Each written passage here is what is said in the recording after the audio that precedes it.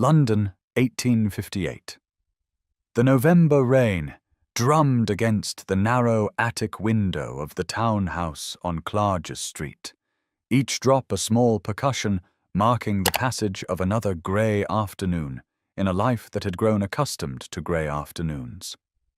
Eleanor Ashworth sat cross-legged on the worn wooden floor, her dark wool dress pooling around her like spilled ink, and lifted the lid of a camphor-wood box that had accompanied her through 38 years of life, though most of its contents spoke only to the first 18. The attic smelled of dust and old lavender, of things carefully preserved but rarely visited, and the single window allowed just enough pale light to illuminate the treasures she had spread before her like an archaeologist examining artifacts from a civilization long extinct. There were ribbons once white, but now yellowed to the color of old ivory, their satin surfaces cracked where they had been folded too long in the same creases. There were dried flowers, roses mostly, that crumbled at the slightest touch, their fragrance long departed, leaving only the ghost of what they had begun. There were letters in a young girl's enthusiastic hand, written to school friends whose faces Eleanor could no longer quite conjure, and a small leather volume of poetry with her maiden initials embossed in gold on the cover, though the gold had mostly flaked away. But it was the dance cards that held her attention now, as they always did when she opened this box, as they had done perhaps 100 times over the years, in moments of melancholy or reminiscence or simple curiosity about the girl she had once been to. There were 12 of them in all, each one an elegant rectangle of thick ivory cardstock edged in gold filigree, each one bearing the name of a different ball or assembly from the London season of 1838, and each one, every single one, completely blank. Eleanor lifted the first card, running her finger along the printed lines where gentlemen's names should have been inscribed, where promises of waltzes and quadrilles and country dances should have been recorded, where evidence of her desirability and social success should have been permanently marked. The card from the Hartley Ball, April 1838. Not a single line filled. The card from the Montrose Assembly, May 1838. Empty. The Cavendish Musicale, the Pemberton Supper Dance, the Grand G finale at Almack's itself. All blank, all unsigned. All testament to a season spent standing against silk-papered walls while other girls whirled past in the arms of eager gentlemen.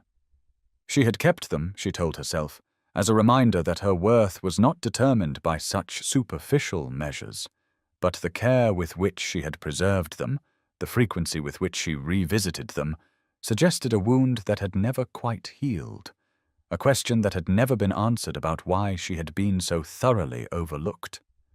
The sound of footsteps on the narrow attic stairs pulled Eleanor from her reverie, and she looked up to see her niece Charlotte emerging into the dusty space, her young face flushed from the climb, her golden curls escaping from their pins in a way that would have horrified her mother, but which made her look charmingly dishevelled.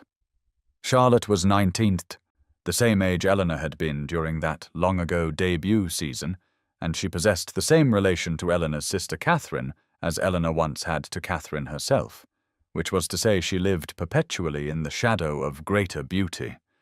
But where Eleanor had responded to this condition by retreating into books and resignation, Charlotte maintained an irrepressible optimism that Eleanor found both touching and faintly exhausting. The girl's eyes widened as she took in the scene before her, the opened box, the scattered mementos, and most particularly the array of dance cards spread across the floor like a fortune-teller's cards offering glimpses into the past. "Aunt Eleanor!" Charlotte exclaimed, settling herself on the floor with the unself-conscious grace of youth.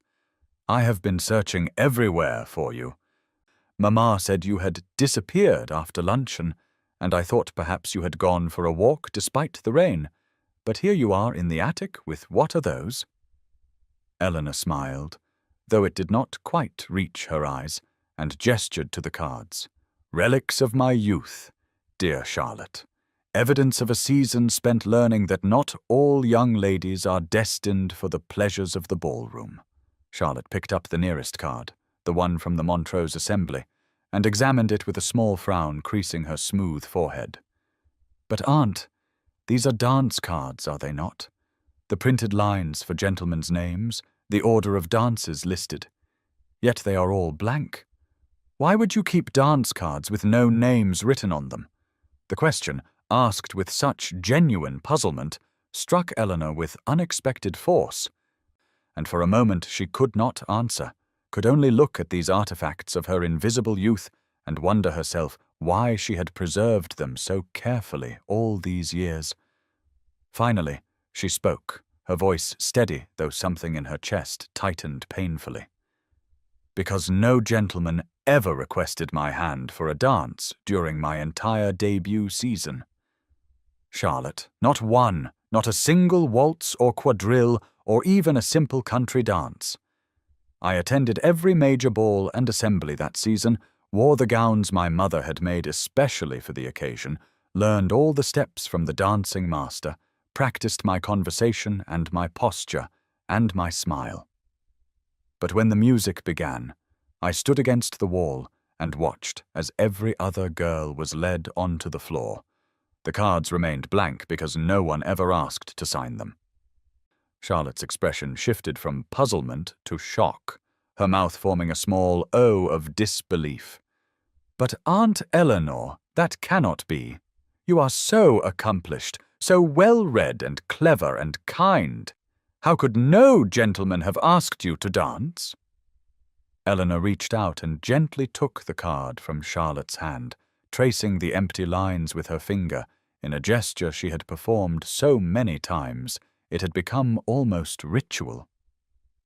Beauty and youth are the currency of the marriage mart, my dear, and I possessed neither in sufficient quantity. Oh, I was young enough in years, but I lacked the vivacity and sparkle that draws gentlemen's attention. I was too serious, too bookish, too inclined to honest conversation rather than flattering nonsense. And most importantly, I had the great misfortune of having a sister who possessed beauty and charm in such abundance that she eclipsed every other girl in the room, myself most especially. Your mother, Charlotte said quietly, and it was not a question. Eleanor nodded. Catherine was 17 that season, making her debut a year before custom strictly required because she was already so polished, so ready for society.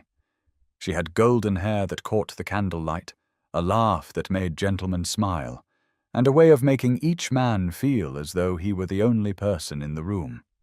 I loved her desperately, as I still do, but I also learned that season what it meant to be invisible. To stand 3 feet away from someone who commands all attention and realize that you might as well not exist. Every ball, every assembly, I would position myself near the refreshment table or by the potted palms, and I would watch Catherine's dance card fill within the first quarter hour while mine remained pristine. By the end of the season, I had stopped bringing them at all, but these 12 I kept, perhaps as a reminder of that time, perhaps as a sort of penance. I am not entirely sure. Charlotte's eyes had filled with tears, and she reached out to grasp Eleanor's hand with surprising strength. That is the cruelest thing I have ever heard, Aunt. How did you bear it? How did you survive watching your own sister receive all the attention while you were left alone? Eleanor squeezed her niece's hand, touched by the girl's fierce empathy. I bore it because I had no choice, and because I eventually came to understand that my worth was not determined by whether a gentleman signed a card or asked me to waltz. I found other sources of meaning, other ways to fill my life. I read voraciously, I studied art and music and languages. I traveled when I could afford it. I involved myself in charitable works. I built a life that had substance and purpose, even if it lacked the romantic fulfillment that society tells us is the pinnacle of female existence.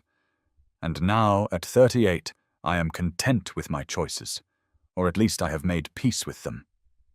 The rain had intensified, drumming harder against the roof, and the light from the small window had dimmed to a pearly grey that made the attic feel even more like a place outside of time, a pocket universe where past and present existed simultaneously.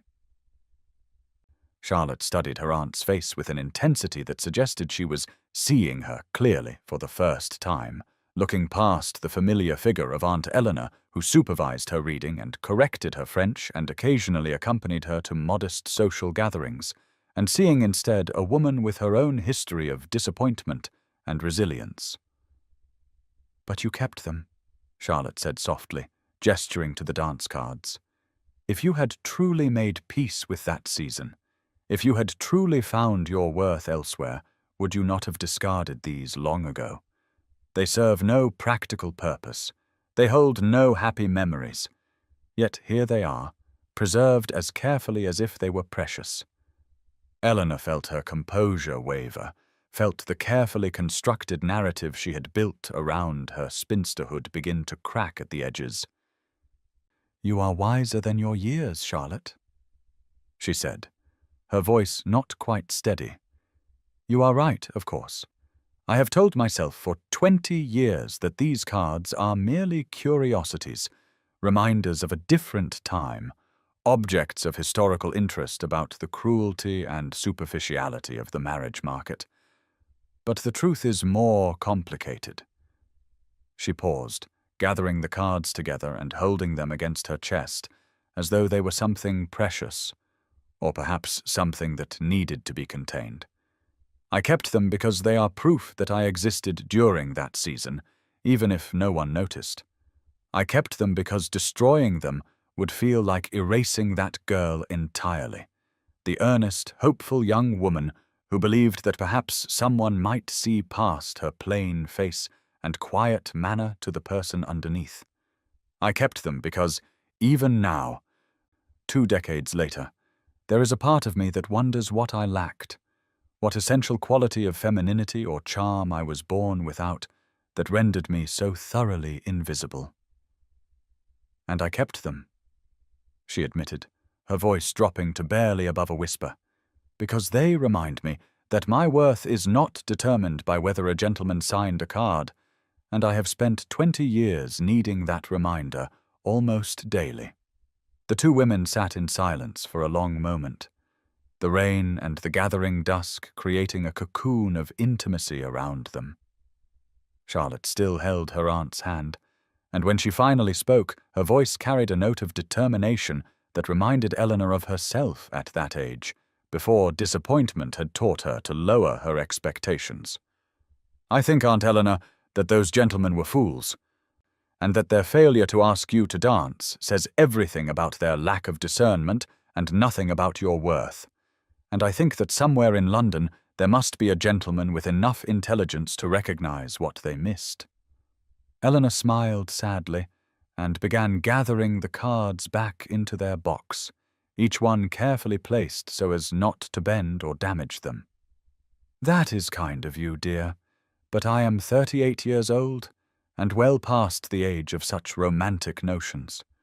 Whatever chances I might have had have long since passed. I am content with my life as it is, truly. I have my books, my music, my charitable work with the Foundling Hospital, and I have you and your mother, however complicated that relationship may be. I do not need a gentleman to validate my existence." Charlotte looked as though she wanted to argue further, but something in Eleanor's expression forestalled her, and instead she simply helped gather the remaining mementos back into the camphorwood box. As they worked in companionable silence, Eleanor found herself looking once more at the blank dance cards, at those pristine lines that had never been filled, and felt the familiar ache of old rejection mixed with something else, something she could not quite name. It was the feeling of unfinished business, of a story that had ended too abruptly, of music that had stopped before the final movement. She closed the lid of the box and latched it firmly, as though she could contain not just the physical objects, but also the emotions they evoked, and followed Charlotte down the narrow stairs toward the warmth and light of the house below, leaving the attic and its treasured emptiness behind, though not, she knew, forgotten. The next afternoon arrived with the brittle sunshine that sometimes follows London rain, the kind of pale November light that illuminates without warming, and Eleanor found herself walking the familiar route to Lady Pemberton's townhouse in Mayfair, her steps quickening as the chill air bit through her wool cloak.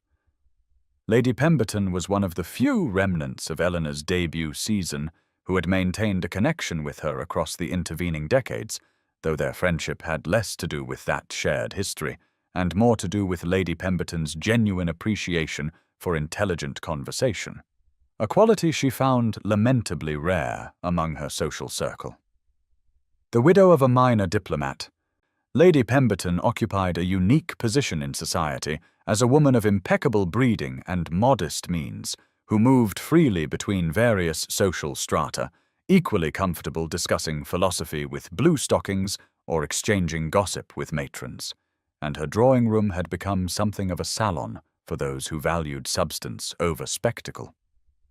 Eleanor was shown into the familiar blue and gold drawing room by a maid who had served Lady Pemberton for at least 2 decades, and she found her hostess already seated near the fire, the tea service arranged on a low table between 2 comfortable chairs that had molded themselves over years to the shapes of their occupants.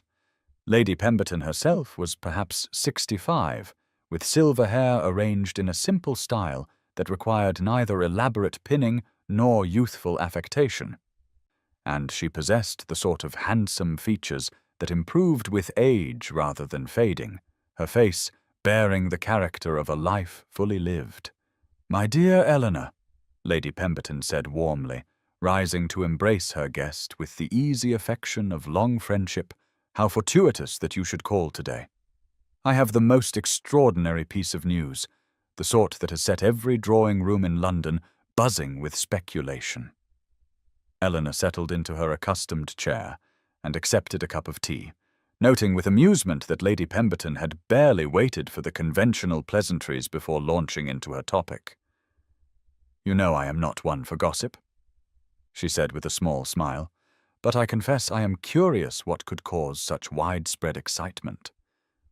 Lady Pemberton leaned forward with the air of someone about to impart intelligence of genuine significance.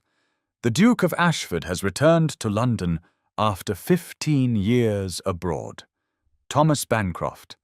Do you remember him from your season? He was already titled then, though only recently, having inherited from his uncle just the year before." Eleanor's hand stilled on her teacup, and for a moment she could not speak, could not move, could only hear that name echoing in her mind like a bell struck in an empty cathedral. Thomas Bancroft, the Duke of Ashford.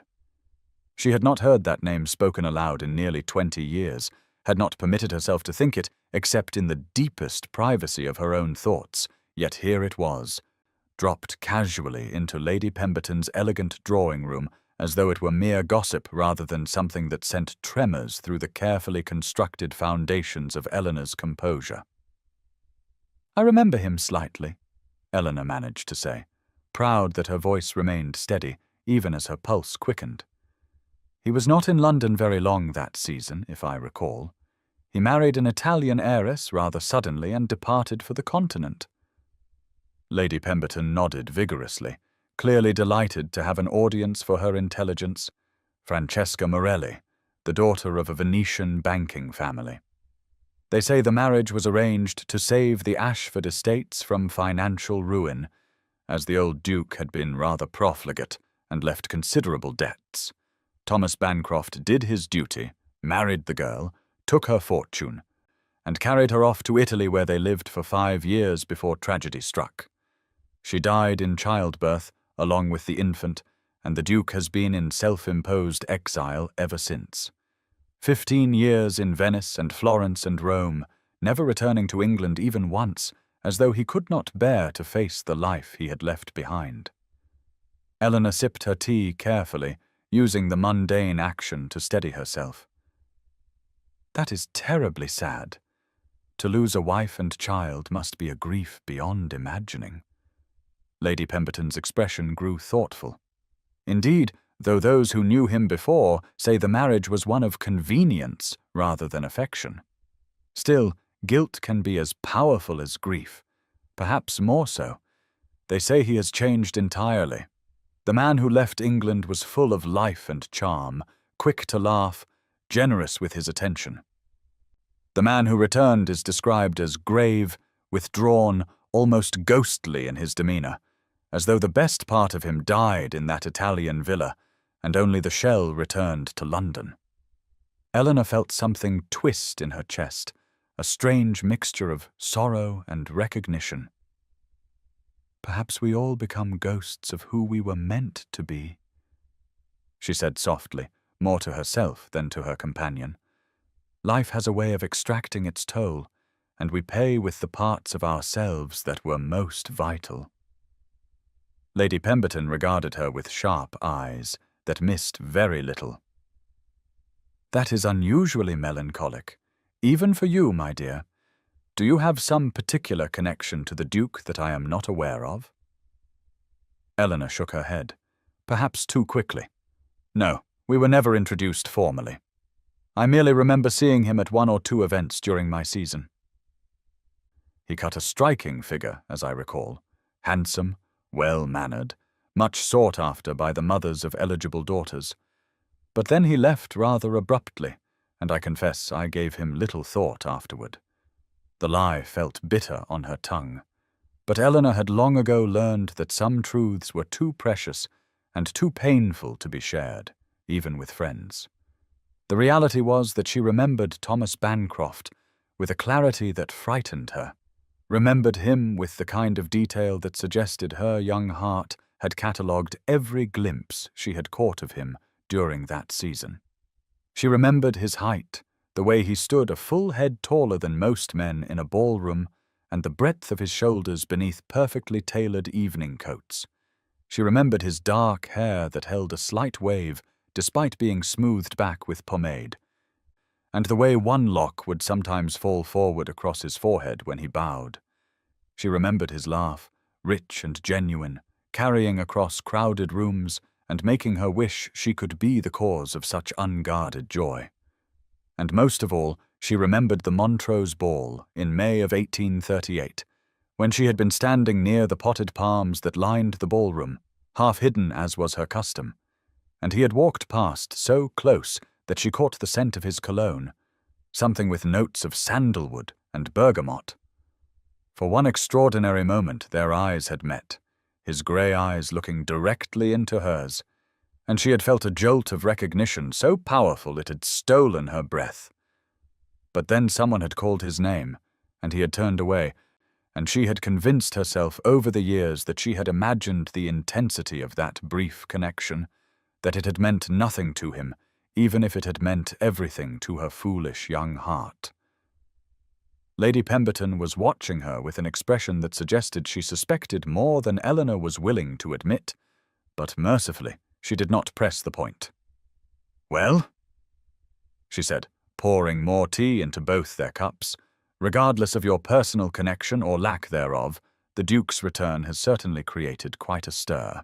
He has taken up residence in the Ashford House in Berkeley Square, which has been closed these 15 years and required an army of servants to make habitable again. He has been seen walking in the park, attending a performance at the theatre, and calling upon various members of his family. Mrs. Pickers Whitmore reports that he looks older than his years, which I suppose is to be expected given his history, and that he shows no interest in the social entertainments that once occupied him. He declined Lady Hertford's invitation to her annual ball, and he has not appeared at any of the usual gatherings where a duke would be expected to show himself." Eleanor listened to this recitation of the Duke's movements with an attention she could not quite suppress, even as she told herself that his presence in London was a matter of complete indifference to her. "What brings him back now?" she asked, attempting to sound merely politely curious. "After 15 years, why return at all?" Lady Pemberton shrugged elegantly. "Estate business, one assumes. Properties to inspect, accounts to review, tenants to visit." The duties of a dukedom cannot be managed entirely from abroad, no matter how skilled one's steward, and perhaps after 15 years of exaltoire, even grief becomes a more portable burden. Perhaps he simply grew tired of running from his past and decided to face whatever awaits him in England. The conversation moved on to other topics: the engagement of a mutual acquaintance, the new exhibition at the Royal Academy, the shocking price of coal this winter. But Eleanor found herself only half listening, her mind circling obsessively around the news of Thomas Bancroft's return. When she finally took her leave and walked back through the darkening streets toward her modest townhouse, she felt as though the London she had inhabited just hours before had subtly shifted, as though his presence in the city had altered some fundamental aspect of her reality, even though they moved in completely different spheres and would almost certainly never encounter one another. She arrived home to find Charlotte in the small sitting room attempting to master a complicated piece on the pianoforte, and the girl looked up with a smile as Eleanor entered. "How was Lady Pemberton, Aunt? Did she have any interesting gossip to share?" Eleanor removed her cloak and gloves, considering how to answer. "The Duke of Ashford has returned to London after many years abroad," she said, aiming for a neutral tone. "It has caused quite a sensation in certain circles." Charlotte's fingers stilled on the keys. "The Duke of Ashford. Is that the gentleman who lost his wife and child in Italy? I have heard Mamma speak of him. She says he was quite the prize during his season, handsome and charming and much pursued." Eleanor nodded, moving toward the fire to warm her chilled hands. "So I understand, though I knew him only slightly.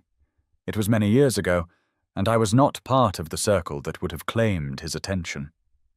The maid appeared then with a small silver salver bearing a single card, and Eleanor felt her heart lurch in her chest even before she saw what was written there. "Begging your pardon, Miss Ashworth," the maid said, "but this was delivered by a footman in ducal livery just a quarter-hour ago. He said it required no immediate reply, but that his master hoped for a response by tomorrow morning." Eleanor took the card with fingers that trembled slightly, and even in the dim firelight she could see the quality of the heavy cream cardstock, the elegant engraving, the unmistakable crest of the Duke of Ashford embossed in the corner. She broke the seal with care and unfolded the single sheet of paper, her eyes moving over the words, written in a bold, masculine hand. "Miss Eleanor Ashworth," the note began, using the formal address appropriate for an unmarried woman, though the use of her given name suggested a presumption of familiarity that set her pulse racing.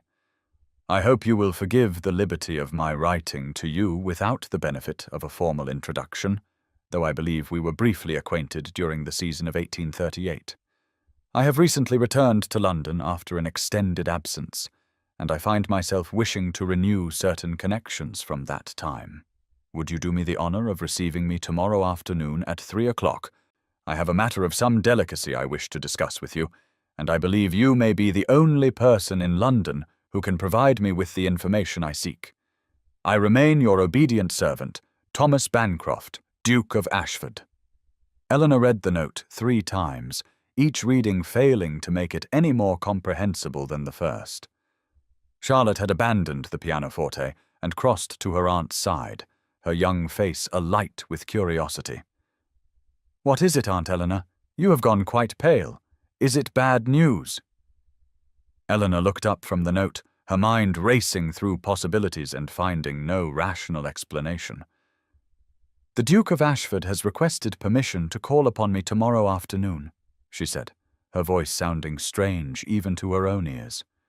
"I cannot imagine why. We were never properly introduced. We certainly never had any conversation of substance, and I cannot conceive what matter of delicacy he could possibly wish to discuss with me." Charlotte's eyes widened. "A duke wishes to call on you? Aunt Eleanor, that is extraordinary. You must receive him, of course. You cannot refuse such a request." "Can I not?" Eleanor murmured, sinking into the nearest chair with the note still clutched in her hand. "Charlotte, I am a woman of 38 with no fortune, no connections, no beauty, and no social standing beyond what my family name provides. Dukes do not call upon women like me unless there is some very specific purpose, and I cannot think what that purpose might be. Perhaps he wishes to discuss charity work, Charlotte suggested helpfully. Or perhaps he needs someone to translate Italian documents. You are quite fluent in Italian. Are you not? Or perhaps there is some connection through your family that you have forgotten.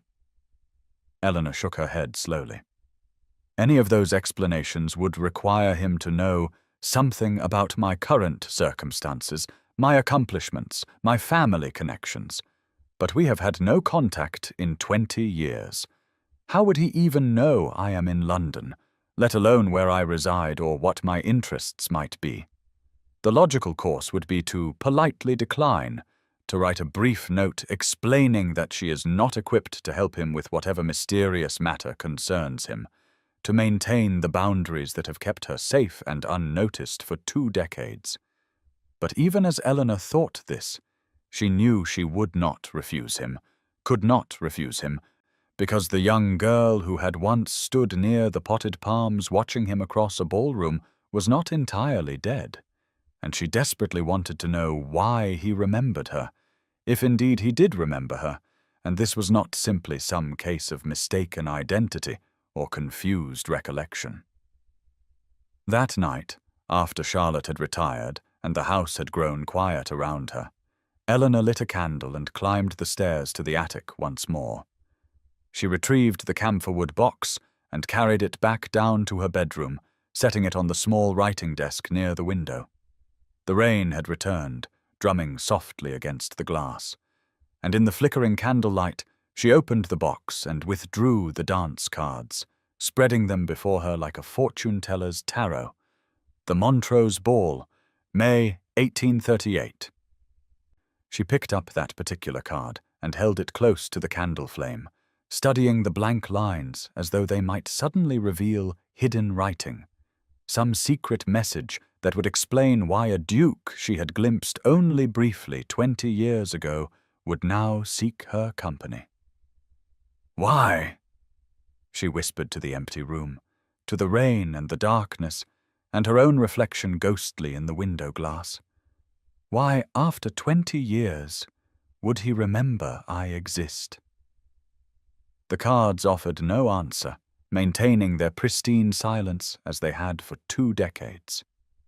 But tomorrow, Eleanor knew, she would receive the Duke of Ashford in her modest drawing-room, and perhaps then she would learn what connection, what hidden thread, had wound through the years to bind them together across the vast distance of time and circumstance, and all that might have been, but never was.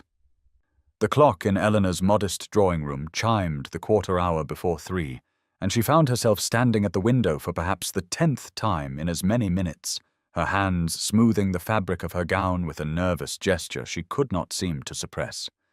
She had chosen her most respectable dress, a day gown of deep burgundy wool with modest trim and a high neckline that she knew was at least 3 years behind current fashion, but which had the virtue of making her look dignified rather than desperate.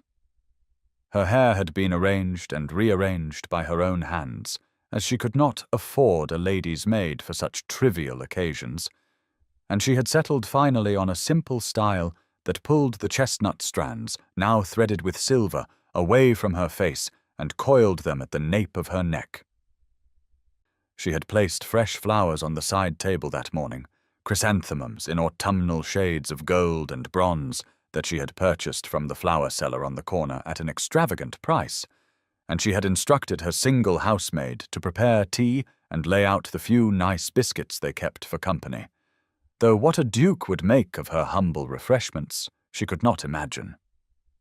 The drawing-room itself seemed to have shrunk overnight, its modest proportions suddenly appearing shabby rather than cozy, the worn patches on the upholstery visible in the clear November light, the faded wallpaper showing its age in a way Eleanor had stopped noticing years ago, but which now seemed painfully obvious.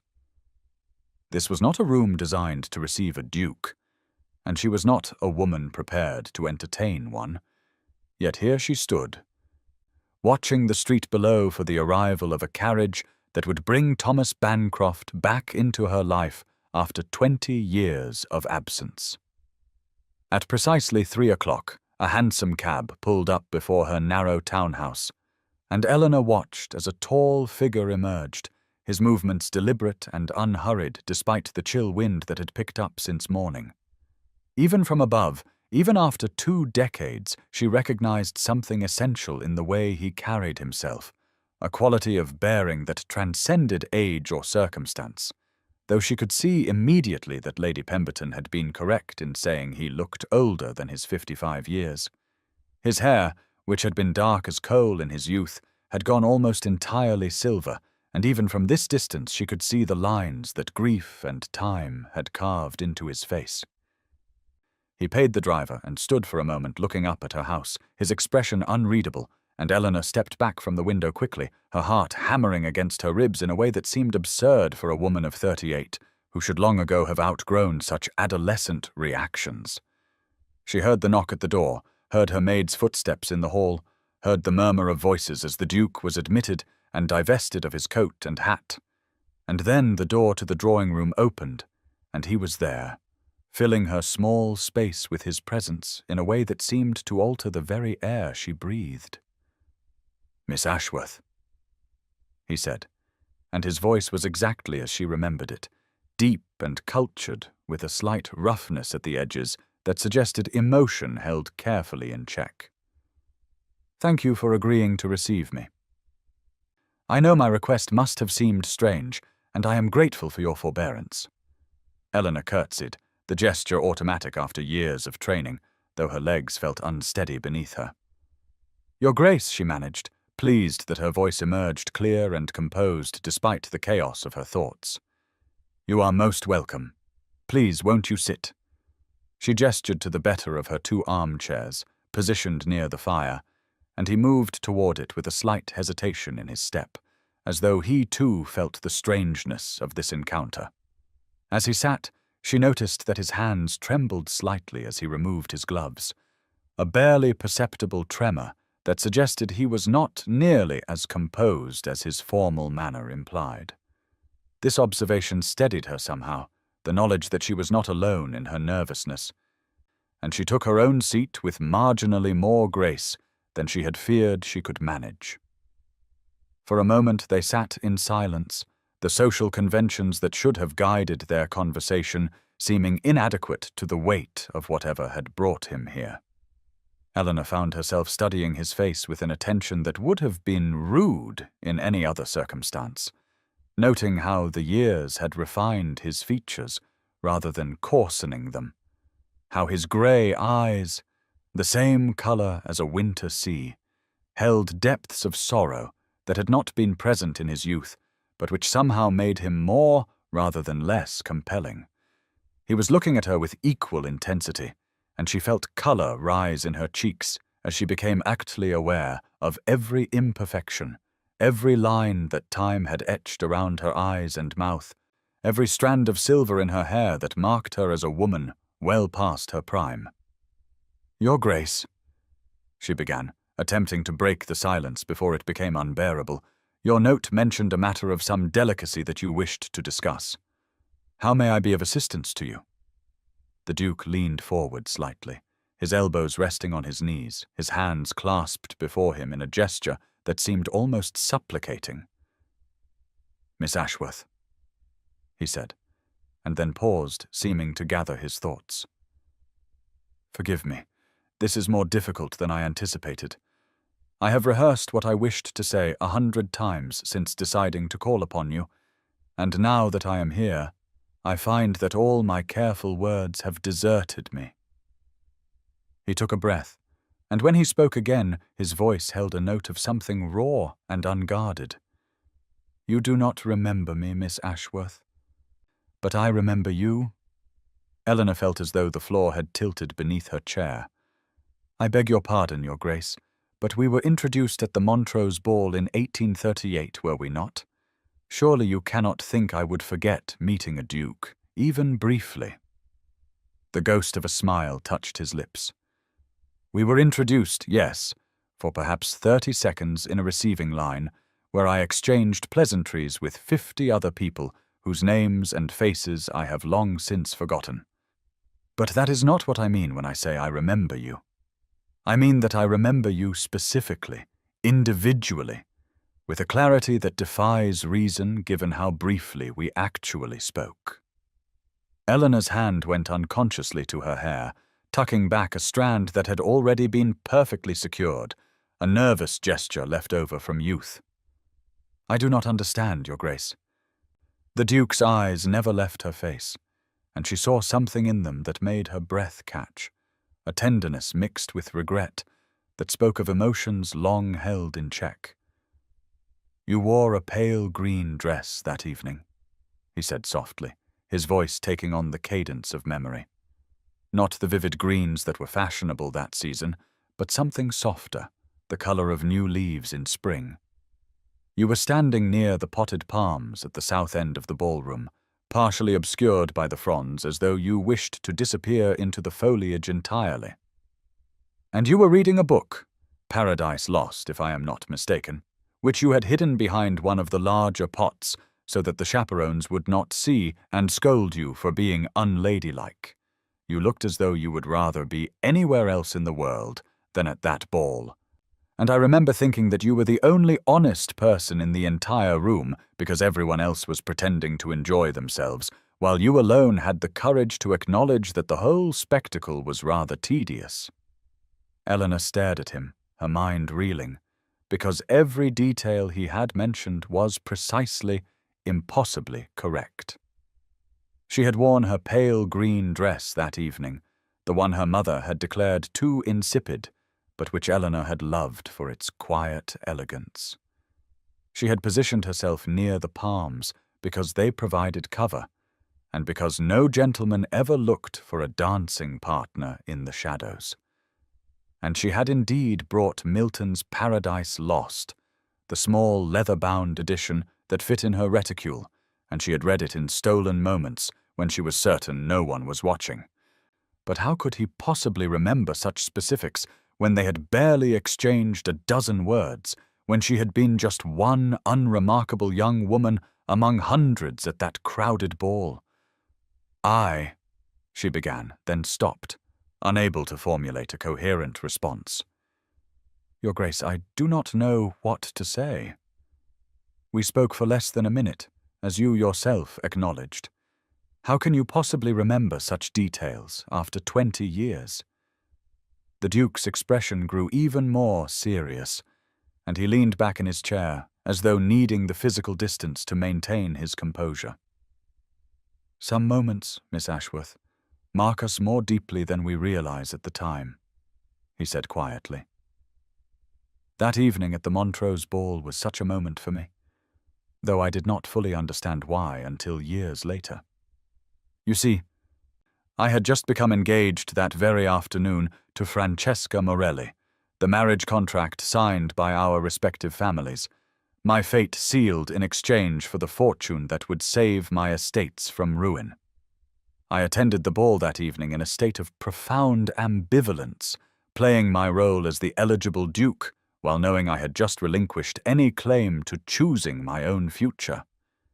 And then I saw you, tucked away among the palms with your contraband book, looking so utterly removed from the mercenary calculations that governed everyone else in that room, and I felt something I had not expected to feel." He paused, and Eleanor saw his throat work as he swallowed hard. "I felt envy," he continued. "Envy of your apparent freedom to simply be yourself, to refuse to participate in the charade, to value your own preferences over society's expectations.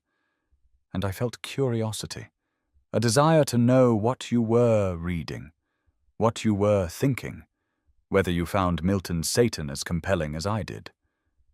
Most of all, I felt a recognition, as though in that crowded ballroom filled with strangers, I had glimpsed someone who might understand what it meant to feel fundamentally at odds with the world we were born into. Eleanor found her voice, though it emerged barely above a whisper.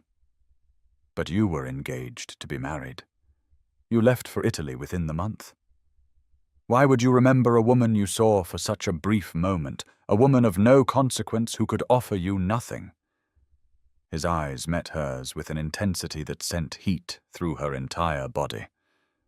That is precisely why I remembered you, Miss Ashworth. Because you offered nothing except the possibility of genuine connection, and I was about to enter a marriage where such connection was impossible. I have thought of you more times than I can count over these 20 years, wondered what became of the woman in the pale green dress, whether she married, whether she found happiness, whether she still read Milton in secret at tedious social gatherings. And when I returned to London and made inquiries through Lady Pemberton, who I knew maintained wide connections, and learned that you were here, unmarried, still yourself as far as I could determine, I knew I had to see you again before I returned to Italy. Eleanor's mind was racing, trying to reconcile this extraordinary confession with everything she had believed about her invisible youth, about her fundamental undesirability, about the season when no one had noticed her existence. But you never approached me after that brief introduction, she said, and she could hear the note of accusation creeping into her voice, despite her best efforts.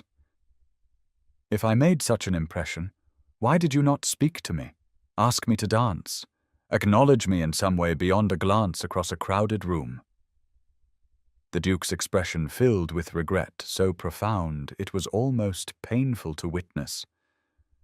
Because I was a coward, Miss Ashworth. Because I was engaged to another woman, and honor demanded I maintain the boundaries appropriate to that commitment. Because I told myself that my momentary fascination with you was merely the rebellion of a man about to enter a cage of his own making, that it would pass once I left England and began my new life. And perhaps most shamefully, because I convinced myself that you would not welcome the attention of a man who could offer you nothing but complications, that it would be kinder to leave you undisturbed than to draw you into the mess of my circumstances.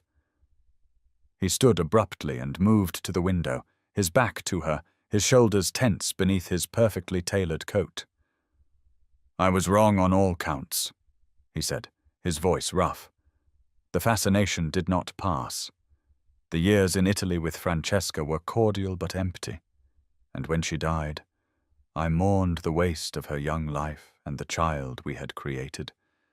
But I could not mourn the loss of a love that had never existed between us. And I have spent 15 years in exile wondering about the choices I did not make, the conversations I did not have. The woman in the pale green dress who represented a path I lacked the courage to even consider. Eleanor rose from her chair and crossed to stand a few feet behind him, close enough that she could see the silver threading through his dark hair, close enough that she could speak quietly and still be heard. Why tell me this now? Your Grace, she asked, what purpose does it serve to reveal feelings that are 20 years past their moment to unsettle the peace I have made with my life? He turned to face her, and she saw tears standing in his eyes, though they did not fall. Because I am 55 years old, Miss Ashworth, and I have learned that regret is a far heavier burden than risk. Because I could not leave London without knowing whether the woman I remembered still existed, or whether time had transformed you into someone I would not recognize. And because... He took a breath, his voice dropping to barely above a whisper. I needed to know whether I was alone in feeling that brief connection, or whether perhaps you felt it too, and have spent these years wondering, as I have, about what might have been. Eleanor looked into his grey eyes, and saw vulnerability and hope and fear all mingled together, and she felt something crack open in her chest, some protective shell she had built around her heart to guard against exactly this kind of dangerous possibility. I felt it, she admitted, the words emerging before she could think better of them. When our eyes met that evening at the Montrose ball, I felt as though I had been seen for the first time in my life, truly seen, not as the disappointing daughter or the overlooked wallflower, but as myself. It lasted perhaps 5 seconds before someone called your name and you turned away, but I have carried those 5 seconds with me for 20 years like a talisman against the loneliness of being invisible. The Duke's hand reached out, hesitated, then gently took hers, his fingers warm and slightly trembling against her own. "We have both been fools, Eleanor," he said, using her given name for the first time and sending a shiver through her at the intimacy of it. "We have wasted 20 years in separate exiles when we might have—" He stopped, shaking his head.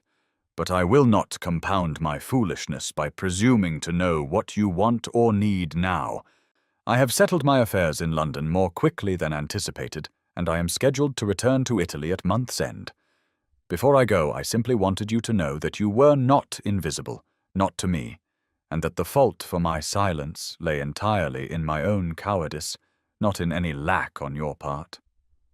Eleanor felt tears sting her eyes, and one escaped to track down her cheek before she could stop it. "You have given me a gift I did not know I needed, Thomas," she said, emboldened by his use of her given name to reciprocate. "For 20 years I have believed myself fundamentally unworthy of notice, and you have just told me that the man I glimpsed across a ballroom, the man whose face I have remembered with impossible clarity, saw me in return. That knowledge changes something essential about how I understand my own history." He raised her hand to his lips and pressed a kiss to her knuckles, the gesture formal yet somehow deeply intimate. "Then I am glad I found the courage to call upon you, even if it comes 2 decades too late." The maid appeared then with the tea service, breaking the spell of the moment, and they moved apart with the guilty quickness of people caught in an intimacy they have not yet earned the right to claim. They sat again, this time with the tea table between them, and attempted to navigate a more conventional conversation about London, about Italy, about the changes 20 years had wrought in both their lives. But beneath the surface pleasantries, Eleanor felt the ground shifting beneath her carefully ordered existence, felt the walls she had built around her heart developing cracks that let in dangerous light.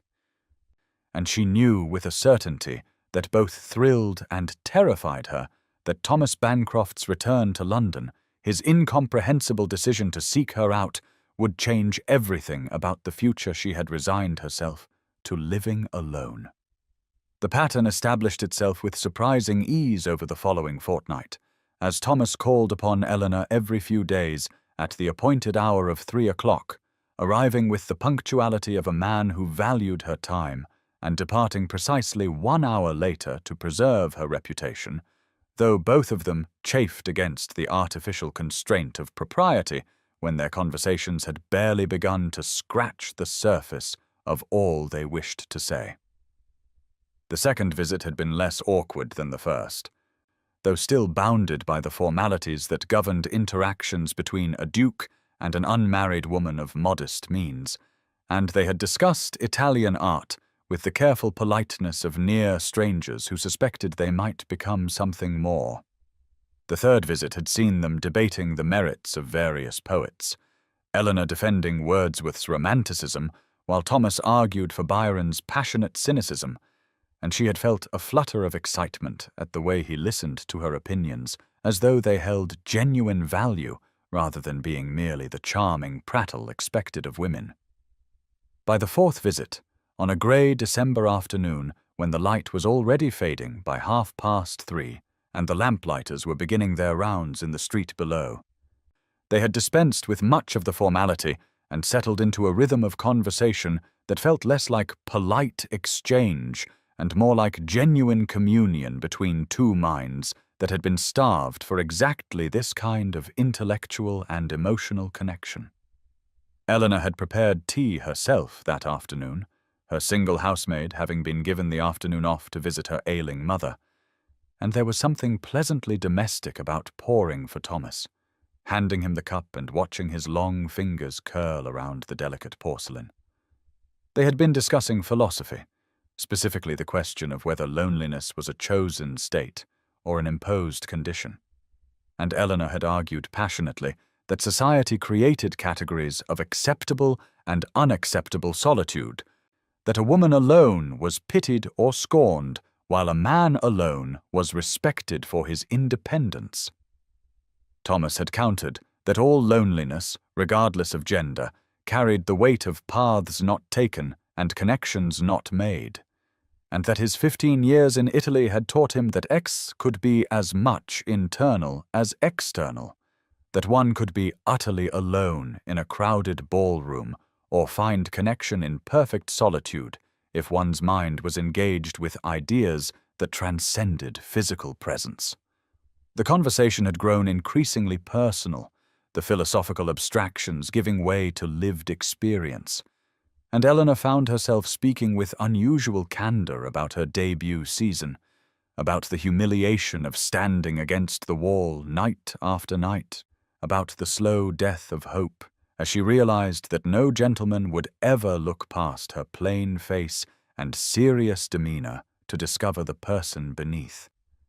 She spoke of her sister Catherine's effortless success, of watching her dance card fill within minutes while Eleanor's remained blank, of the well-meaning pity from matrons who suggested she might find fulfillment in charitable works since marriage seemed unlikely, of the gradual acceptance that she would live her life on the margins of society, observed but never truly seen. Thomas listened with an attention so complete it was almost painful, his grey eyes never leaving her face, and she saw something building in his expression, some emotion struggling against the constraints of propriety and caution. Finally, unable to bear the weight of all that remained unspoken between them, Eleanor set down her teacup and looked directly at him, gathering courage she had not known she possessed. "Thomas," she said, using his given name with the familiarity they had established over these visits, "I must ask you something, and I need you to answer with complete honesty, even if the truth is difficult. Why did you truly seek me out after all these years? You have spoken of remembering me from the Montrose ball, of being curious about what became of me, but there are hundreds of people from your past you might have inquired after, hundreds of connections you might have renewed. Why me? Why a woman you barely knew, a woman of no particular consequence, who can offer you nothing of value?" The Duke's composure, which had remained largely intact through their previous conversations, finally cracked. He stood abruptly and moved to the window, his back to her, his shoulders rigid with tension, and for a long moment he did not speak. Eleanor waited, her heart hammering against her ribs, afraid that she had pushed too far, that she had violated some unspoken boundary and would now pay the price of his withdrawal. When he finally spoke, his voice was rough with emotion barely contained. "Because I attended every ball you did during that season, Eleanor," he said, the words emerging as though torn from some deep place within him. "Not for the social obligations, not to fulfill my duties as an eligible duke, but because I found myself watching for you." He turned to face her, and she saw that his eyes were bright with unshed tears. "I would arrive at whatever ballroom or assembly was on the calendar that evening, and my eyes would scan the room until I found you, always in the same position, always near the edges, always half hidden, as though you wished to disappear entirely. And once I located you, I would position myself where I could observe you throughout the evening, stealing glances whenever I thought no one would notice, watching you read when you thought no one was looking, noting the way you occasionally smiled at something in your book, or the way your fingers would tap against your reticule in time with the music, even though you never danced." Eleanor felt her world-view tilting, everything she had believed about her invisible youth suddenly revealed as a lie, and she could not speak, could only stare at him as he continued. "I was engaged to Francesca," he said, his voice breaking slightly on the name. The contracts had been signed. The settlements agreed upon. My honor demanded that I maintain appropriate boundaries with all other women. But my heart, foolish and rebellious as it was, had fixed itself on you with an intensity that frightened me. I told myself it was merely the enchantment of what I could not have, the universal human tendency to want what is forbidden. I told myself that you were simply a fantasy I had constructed, that the real woman could not possibly be as compelling as the figure I observed from across crowded rooms. I told myself that once I left for Italy and began my life with Francesca, this inexplicable fascination would fade like morning mist. He crossed back to his chair and sank into it, his hands gripping the armrests as though he needed something solid to anchor him. But it did not fade, Eleanor. Not in Italy. Not during the 5 years of my marriage, not in the 15 years since Francesca's death. Do you know what haunted me in that villa in Venice, alone with my grief and guilt? It was not my wife's face I saw in my mind's eye, though I mourned her wasted youth and the child who never drew breath. It was your face the way you looked at the Cavendish ball in that ivory gown with the seed pearl trim, standing near the refreshment table and examining the flower arrangements as though they were works of art worthy of serious contemplation. It was your face at the Pemberton Musicale, when you closed your eyes during a particularly beautiful aria, and I saw such longing in your expression that I wanted to cross the room and ask what you were thinking, what dreams you harbored that the music called forth. Eleanor's hands had begun to tremble, and she gripped them together in her lap to still them. You are telling me that while I stood against the wall, believing myself beneath notice, invisible to everyone in the room, you were watching me, she said, and her voice emerged barely above a whisper. Every ball, every assembly, every musicale and garden party and literary evening, you were aware of my presence. He nodded, and now the tears did fall, tracking down his weathered cheeks without shame. Every moment I could manage without drawing attention, he confirmed. I remember every gown you wore, Eleanor, the pale green at Montrose, the ivory at Cavendish, the rose pink at the Hartley ball that made your complexion glow, despite what conventional beauty standards might say. I remember that you favored the left side of any ballroom because the light was better for reading. I remember that you would sometimes mouth the words to the music when a waltz was playing, as though you were dancing in your imagination even while your feet remained still. I remember the evening at Lady Worthington's when you laughed at something you read, a full, genuine laugh that you quickly stifled. And I wanted more than anything to know what had amused you, to share in that moment of joy. Eleanor felt tears streaming down her own face now, not from sadness but from the overwhelming realization that her entire understanding of her past had been built on a foundation of false assumptions.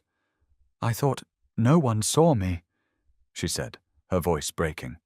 I thought I was invisible, unworthy of attention, fundamentally undesirable. I built my entire life around that belief, constructed my sense of self around the knowledge that I was the woman no one chose, no one wanted, no one remembered. And now you are telling me that the man whose face I also remember with impossible clarity, the man I glimpsed across those same ballrooms and wondered about in the privacy of my thoughts, was watching me in return. She stood abruptly and crossed to where he sat, propriety forgotten in the rush of emotion. "Why did you never speak to me?" she demanded, and her voice carried 20 years of hurt and confusion. "If I meant something to you, if you felt this connection you describe, why did you let me believe I was invisible? Why did you leave for Italy without a word, without even a proper goodbye, without giving me the chance to know that someone, anyone, had seen me?" Thomas rose to meet her, and for a moment they stood facing each other in the gathering dusk, the room around them fading into shadow as the last of the afternoon light died beyond the windows. "I was a coward," he said simply. "I was engaged to another woman, bound by honor and family obligation, and the very real need to save my estates from financial ruin. Approaching you would have been a betrayal of Francesca, who had done nothing to deserve such treatment, and it would have complicated your life in ways that seemed unfair when I could offer you nothing but scandal. I told myself I was being noble by maintaining my distance, by allowing you to live your life undisturbed by my inconvenient feelings.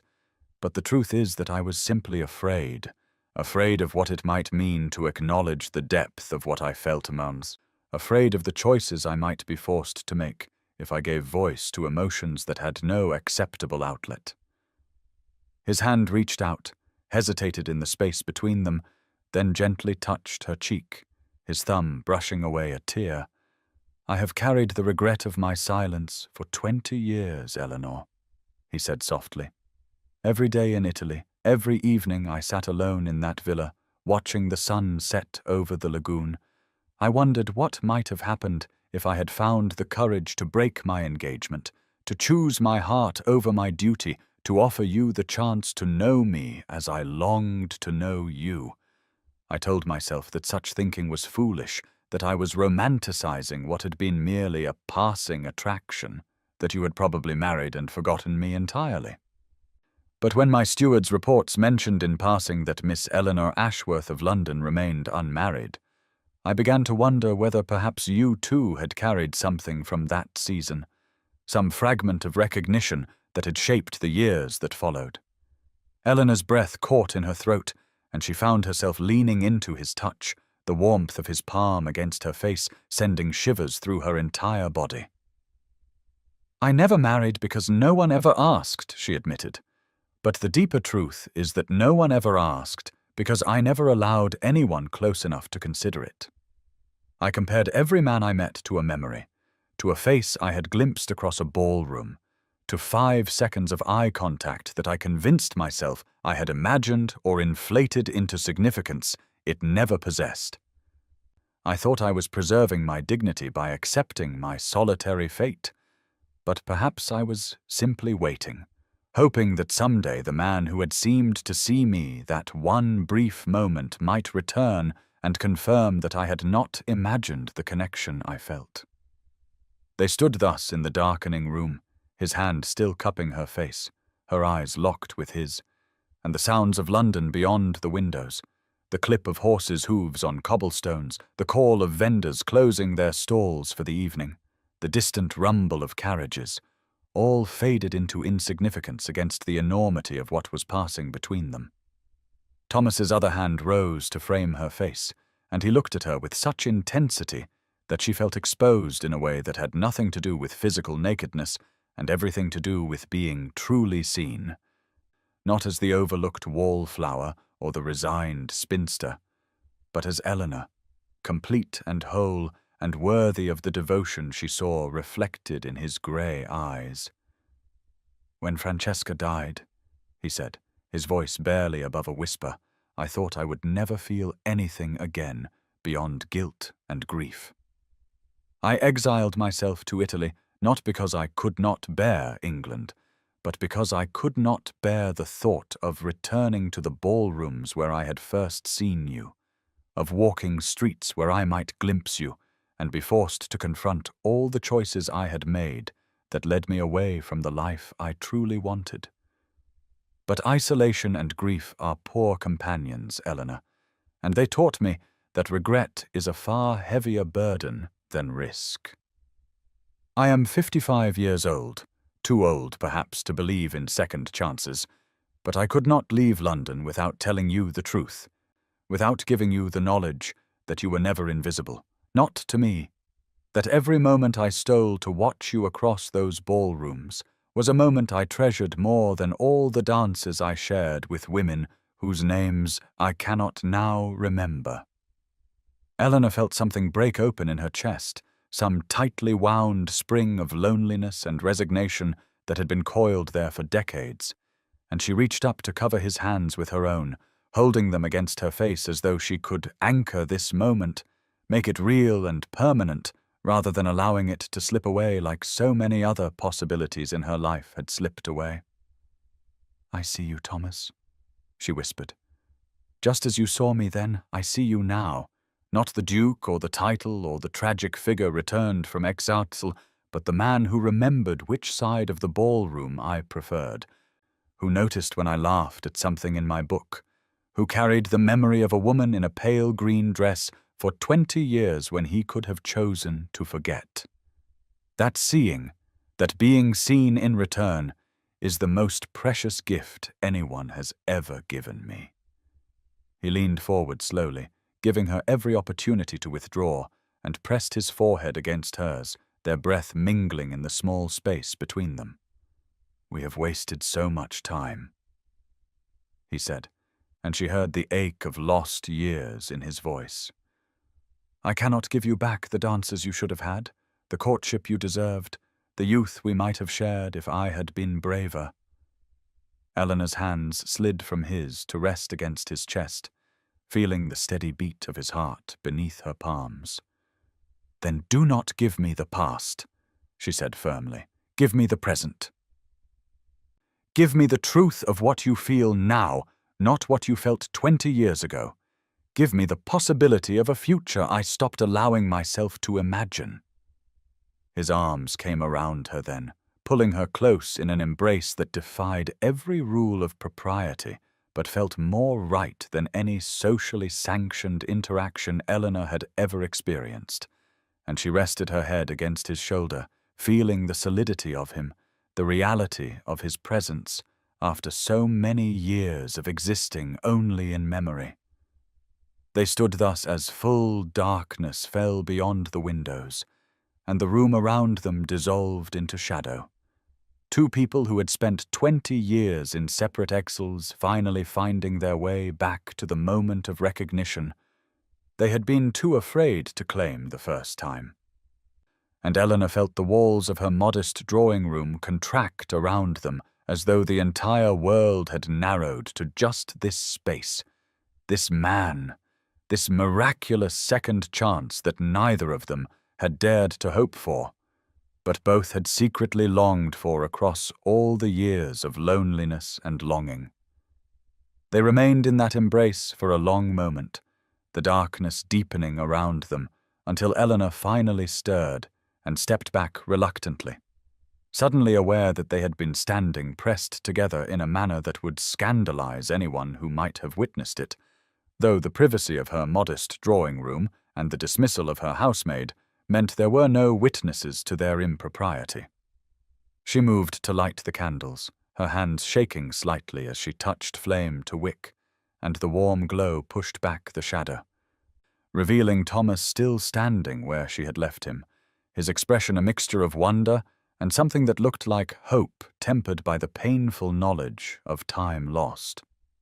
They settled back into their chairs, the intimacy of the moment not dissipated, but transformed into something that hummed between them like a living thing, and Eleanor found herself speaking without conscious thought, the words emerging from some deep place that had been locked away for decades.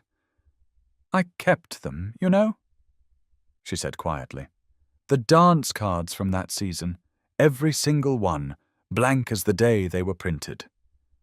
Thomas's eyes sharpened with interest and something else, something that looked like pain. "You kept them," he repeated. "After all these years, you preserved evidence of that unhappy time." Eleanor nodded, rising from her chair with sudden decision, as though if she hesitated she might lose her nerve entirely. "Wait here," she said, and left the drawing-room before he could respond, climbing the stairs to her bedroom, where the camphorwood box still sat on her writing desk from the night she had examined its contents after receiving his note. She carried the box back down carefully, as though it contained something fragile and precious rather than mere cardstock and faded memories. And when she re-entered the drawing-room, Thomas stood immediately, his entire bearing shifting to one of heightened attention. She set the box on the small writing desk near the window and lifted the lid, withdrawing the 12 dance cards and spreading them across the surface like a card reader laying out a fortune, except these cards spoke only of absence and invisibility rather than destiny and fate. "These are my testament," she said, her voice steady, though her hands trembled as she arranged them. "My proof that I existed on the margins of society's glittering world, that I attended all the required events, wore all the appropriate gowns, learned all the proper steps, and still remained fundamentally unseen. I told Charlotte I kept them as a reminder that my worth is not determined by whether a gentleman signed a card, but the truth is more complicated." She paused, looking down at the pristine ivory rectangles with their elegant gold filigree borders and empty lines. "I kept them because they are the most honest record of who I was during that season. More honest than any journal entry or letter home. They do not lie or embellish or soften the reality. They simply exist in their blankness. A perfect representation of how I moved through those months, present but unacknowledged, visible but unseen." Thomas approached the desk slowly, as though the cards might vanish if he moved too quickly, and when he reached Eleanor's side, he looked down at them with an expression of such profound sorrow that she had to resist the urge to gather them up and hide them away, to spare him whatever pain they caused. "May I?" he asked quietly, gesturing to the cards, and when she nodded, he picked up the first one with hands that trembled noticeably.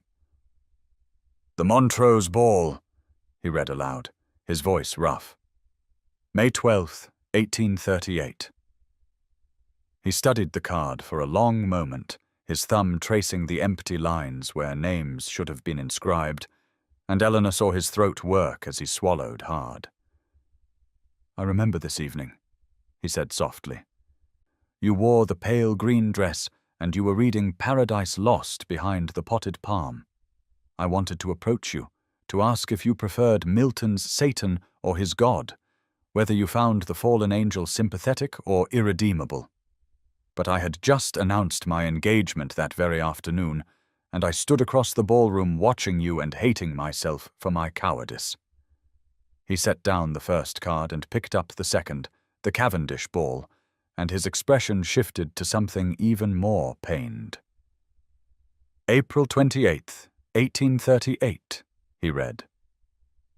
"You wore ivory silk with seed pearls at the neckline and hem. I remember thinking you looked like moonlight given human form, cool and luminous and utterly out of place among the gaudy colors the other young ladies favored. You stood near the refreshment table for most of the evening, and I watched you examine the flower arrangements as though they were works of art in a museum, your face completely absorbed in studying the way the roses had been arranged with ferns and baby's breath." Eleanor stared at him, unable to comprehend how he could recall such specific details from events that had occurred 2 decades ago, events she herself remembered only in broad strokes of humiliation and loneliness. "How can you possibly remember what I wore?" she whispered. "I barely remember myself, and I was the one wearing the gowns." Thomas set down the second card and looked at her with eyes that held 20 years of regret. "Because I committed every detail to memory, Eleanor. Because those stolen glances were all I allowed myself, and so I hoarded them like a miser hoards gold, examining each memory over and over during the years that followed." He picked up another card, then another, working through the stack methodically. The Pemberton Musicale, the Hartley Ball, the Worthington Garden Party, the assembly at Almack's. For each one, he recited the date, described what she had worn, recalled where she had positioned herself, noted what she had been doing. The accuracy of his recollections was almost frightening in its precision, as though he had been keeping a detailed journal of her movements, and Eleanor felt her carefully constructed understanding of that season crumbling entirely, replaced by this alternate history where she had been the object of devoted attention from the one man whose regard she had secretly craved. When he had examined all 12 cards, he set them down in a neat row across her writing desk and stood looking at them in silence, his jaw tight with emotion. "May I ask you something?" he said finally, and Eleanor nodded, though she felt almost afraid of what he might request. "These cards, they represent dances that should have been claimed, partners who should have signed them, a season that should have been filled with the normal pleasures of a young woman's debut." He turned to face her fully. "If I could go back, if I could undo my cowardice and my silence, I would sign every single one of these cards. I would claim every dance, every waltz and quadrille and country reel, every moment you spent standing alone against the wall. Since I cannot change the past, would you permit me to at least acknowledge what should have been, to fill these empty lines with the name that should have been there from the beginning?" Eleanor's breath caught in her throat, and for a moment she could not speak, could only stare at him as the full implication of his request settled over her. "You want to sign them now?" she managed finally. 20 years later, you want to retroactively claim dances that were never offered, never accepted, never danced." He nodded slowly, his hand reaching into his coat pocket and withdrawing a fountain pen, the elegant instrument clearly expensive and well-maintained. "I know it is merely symbolic," he said quietly. "I know it cannot erase the pain of that season or give you back the youth you spent believing yourself invisible. But I need you to know, to have tangible proof, that these cards should never have been empty, that the fault lies entirely with me and not with any lack on your part. Will you let me correct this record, inadequate as the gesture may be?" Eleanor looked at the blank cards spread before her, at the empty lines that had remained unfilled for 2 decades, and felt tears begin to stream down her face, though she made no move to wipe them away. "Yes," she whispered. "Yes, Thomas, you may sign them." His hands were steadier than hers as he picked up the first card, the one from the Montrose ball where they had first glimpsed each other across a crowded room, and he uncapped his fountain pen with deliberate care. The scratch of nib against aged paper seemed impossibly loud in the quiet room, and Eleanor watched transfixed as he wrote in a bold, masculine hand across the first line, "Thomas Bancroft, Duke of Ashford." The ink was deep black against the ivory cardstock, and the letters were perfectly formed despite the slight tremble in his fingers. He moved to the second line and signed again, the same name repeated with the same careful precision. Line by line, he filled the first card, his signature claiming every dance that had been listed, from the opening quadrille to the final waltz, and when he finished, he set it aside and picked up the next card. "The Cavendish Ball," he said softly, as though narrating his actions helped make them real. "April 28th, 1838. You wore ivory silk with seed pearls. I would have asked for the supper waltz, Eleanor, the one that would have given me the excuse to escort you to dinner, to sit beside you for an hour and discover what made you laugh, what subjects captured your imagination, whether you thought about the books you read long after closing their covers." His pen moved across the lines, signing, always signing, and Eleanor sank into her chair, her eyes never leaving his hands as they worked. The third card, the fourth, each one accompanied by his quiet recitation of the date, and what she had worn, and which dances he would have claimed if he had possessed the courage. "The Pemberton Musicale, May 3rd, 1838. You wore rose pink and closed your eyes during the aria from Don Giovanni, and I would have asked for every dance they offered afterward, just to see if I could make you smile. The Hartley Ball, May 19th, you wore lavender with white ribbons, and I would have asked for the opening waltz and the closing reel and every dance in between." His voice began to break as he continued, the emotion he had been holding in check finally overwhelming his composure, and Eleanor saw tears sliding down his cheeks even as his hand remained steady, signing each line with the same careful deliberation. The Worthington Garden Party, June 2nd. You wore pale yellow and carried a book in your reticule that you read while pretending to admire the roses, and I would have asked you to walk with me through the gardens, away from the crowds, where we might have spoken freely without the weight of propriety crushing every honest impulse. The Huntington Masquerade, June 15th. You were disguised as Athena with a golden helmet and a gown of white and gold. And I knew you immediately despite the mask, because I would have recognized the way you stood anywhere, the slight tilt of your head when you were observing rather than participating, and I would have asked for the quadrille and the final waltz, the dances that would have bracketed the evening and marked me as your chosen partner. Eleanor could not stop crying now, the tears flowing freely as she watched him work his way through the remaining cards, each signature an apology, a confession, a declaration of what should have been.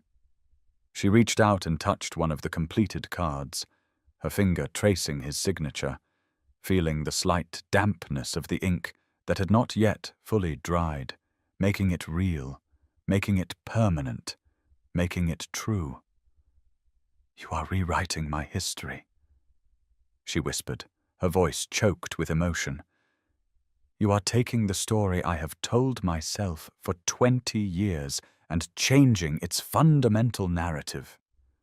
He paused in his signing to look at her, his own face wet with tears, his grey eyes blazing with intensity. "I am correcting it, Eleanor," he said firmly. "These cards should never have been empty. The fault was mine, not yours, and I need you to understand that with absolute clarity. You were not overlooked because you lacked worth or beauty or charm. You were overlooked because I was too much a coward to claim what my heart recognized from the first moment I saw you, and because other men were too blind to see what was plainly before them." He returned to his task, working through the final cards with the same methodical care he had brought to the first ones. The assembly at Almack's, the Montrose Musicale, the final ball of the season at the Cavendish House in late June. For each one, he recited what she had worn, where she had positioned herself, what he had wished he could say to her, and with each recitation, Eleanor felt the edifice of her self-perception shifting, the narrative of invisibility and unworthiness crumbling to reveal something underneath that she had been too afraid to acknowledge.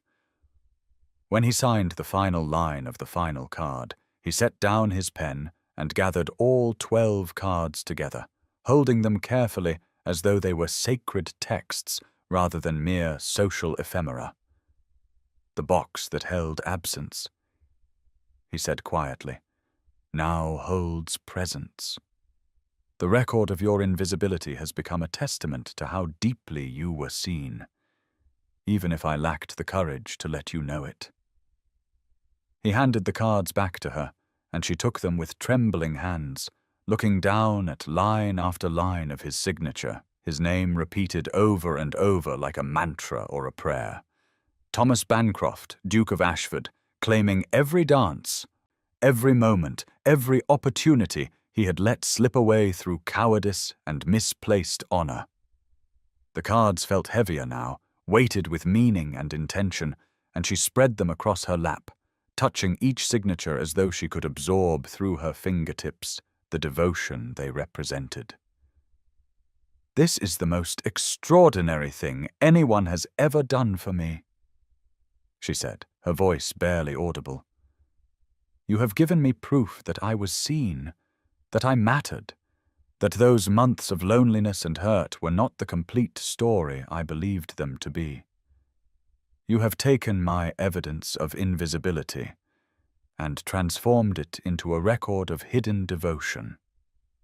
Thomas knelt beside her chair, bringing himself to her eye level, and took her hands in his, the signed cards pressed between their palms. "I would give you more if I could," he said urgently. I would give you back every moment of youth I stole from you through my silence. I would give you the courtship you deserved, the dances we should have shared, the conversations that might have changed both our lives. Since I cannot alter the past, I can only offer you this inadequate amendment and hope that you understand what it represents." Eleanor looked into his eyes, seeing the depth of regret and longing, and something else, something that looked remarkably like hope, and she felt the last of her defenses crumble. "I understand," she said softly. "I understand that you have just given me the most precious gift imaginable, not because these signatures change what happened, but because they change how I understand what happened. They transform my story from one of rejection to one of connection, thwarted by circumstance, from unwanted to secretly cherished." They sat thus in the candle-lit room, hands clasped with the signed dance cards between them, and the sounds of London beyond the windows faded to nothing, against the enormity of what had just transpired.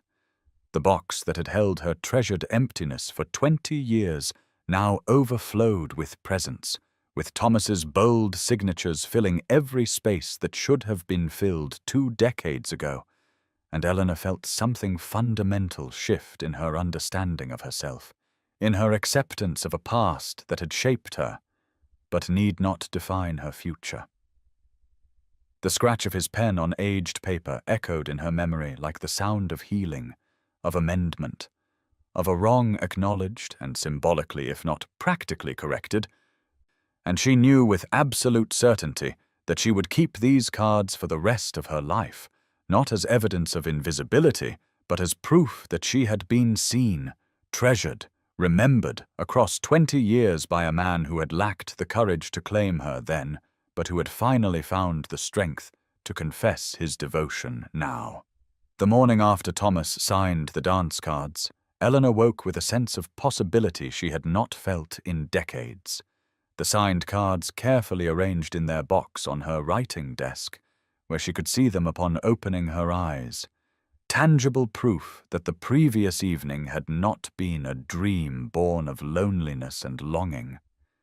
She had slept poorly, her mind too active with the enormity of what had transpired, with Thomas's confession and his methodical claiming of every dance she had been denied, and when she finally did drift into fitful sleep, she dreamed of ballrooms where she waltzed in his arms while the world watched and approved. The morning light streaming through her bedroom window was harsh and unforgiving, in the way December sunlight often is, revealing every shabby corner of her modest room, every mended curtain and faded coverlet. But Eleanor found she did not care about the poverty of her circumstances in quite the same way she had before, because Thomas had seen her in this very house and declared her worthy of his devotion regardless of her material situation. She dressed with more care than usual, choosing a day dress of deep blue that brought out the color of her eyes, and she arranged her hair with particular attention, allowing a few tendrils to escape the severe style she typically favored, softening her appearance in a way she would have once dismissed as foolish vanity, but which now felt like a reasonable acknowledgement that someone might actually look at her and find pleasure in what he saw. Charlotte was already at breakfast when Eleanor descended, and the girl's face lit up with curiosity the moment her aunt entered the small dining room. "Aunt Eleanor," she said eagerly, "you look different this morning. Did something happen during the Duke's visit yesterday?" Before Eleanor could formulate a response that would satisfy her niece's curiosity without revealing too much, they heard the sound of an arrival at the front door, the imperious knock that suggested someone of consequence who expected immediate admittance. Eleanor's housemaid appeared moments later, her face flushed and anxious.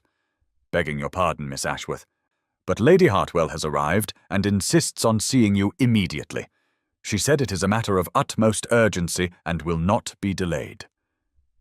Eleanor felt her stomach tighten with apprehension, because her sister Catherine never called at this hour unless something had upset her considerably, and the timing suggested that the matter of urgency involved Thomas's visits.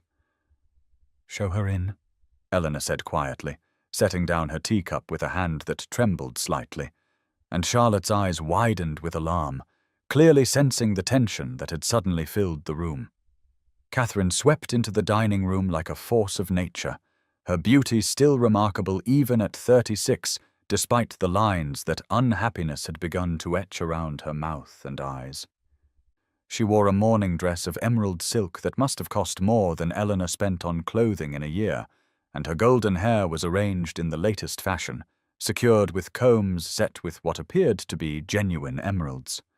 She had maintained the physical advantages that had made her the toast of her season, but there was a hardness in her expression now, a bitterness that came from a decade of marriage to Lord Hartwell, a man who appreciated his wife's beauty, but cared nothing for her thoughts or feelings.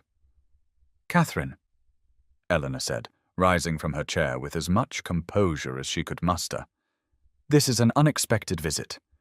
Will you join us for breakfast?" Her sister dismissed the offer with a wave of her gloved hand. "I have not come for pleasantries, Eleanor. Charlotte, leave us. This is a private matter between sisters." Charlotte looked to Eleanor for guidance, clearly reluctant to abandon her aunt to whatever storm Catherine had brought with her, but Eleanor nodded gently. "It is all right, dear. Your mother and I need to speak alone." Once Charlotte had departed, closing the door behind her with obvious reluctance, Catherine turned on Eleanor with an expression that combined fury, bewilderment, and something that looked remarkably like jealousy. "Is it true?" she demanded without preamble. "The entire city is buzzing with the news that the Duke of Ashford has been calling upon you, visiting your home multiple times over the past fortnight. Lady Pemberton mentioned it to Mrs. Whitmore, who told Lady Hertford, who made certain to inform me at yesterday's afternoon tea with such obvious relish that I wanted to throw my teacup at her smug face. Tell me it is mere gossip, Eleanor. Tell me you have not been so foolish as to entertain the attentions of a duke when you must know how such a thing will appear." Eleanor moved to the window, needing the distance and the light to steady herself for what she knew would be a difficult confrontation. "It is true," she said quietly. "The Duke of Ashford has been calling upon me. We have been renewing an acquaintance from many years ago, discussing literature and art and other matters of mutual interest. I fail to see why this should concern you or anyone else." Catherine's laugh was sharp and humorless.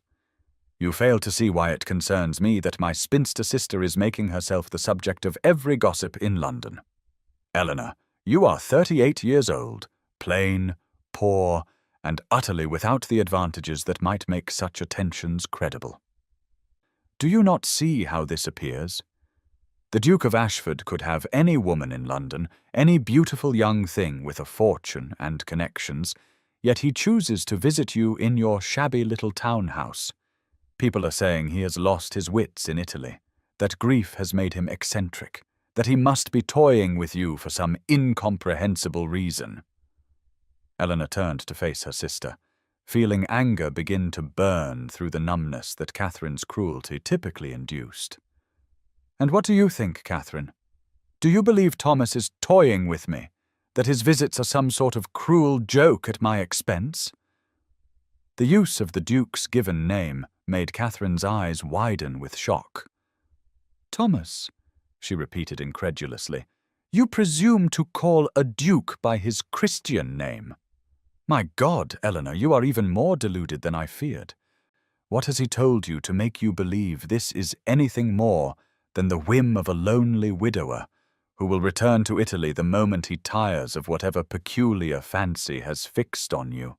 Eleanor felt something harden in her chest, a core of strength that she had discovered during Thomas's confession, and which now served as armor against her sister's attack. "He has told me that he remembers me from my debut season," she said evenly.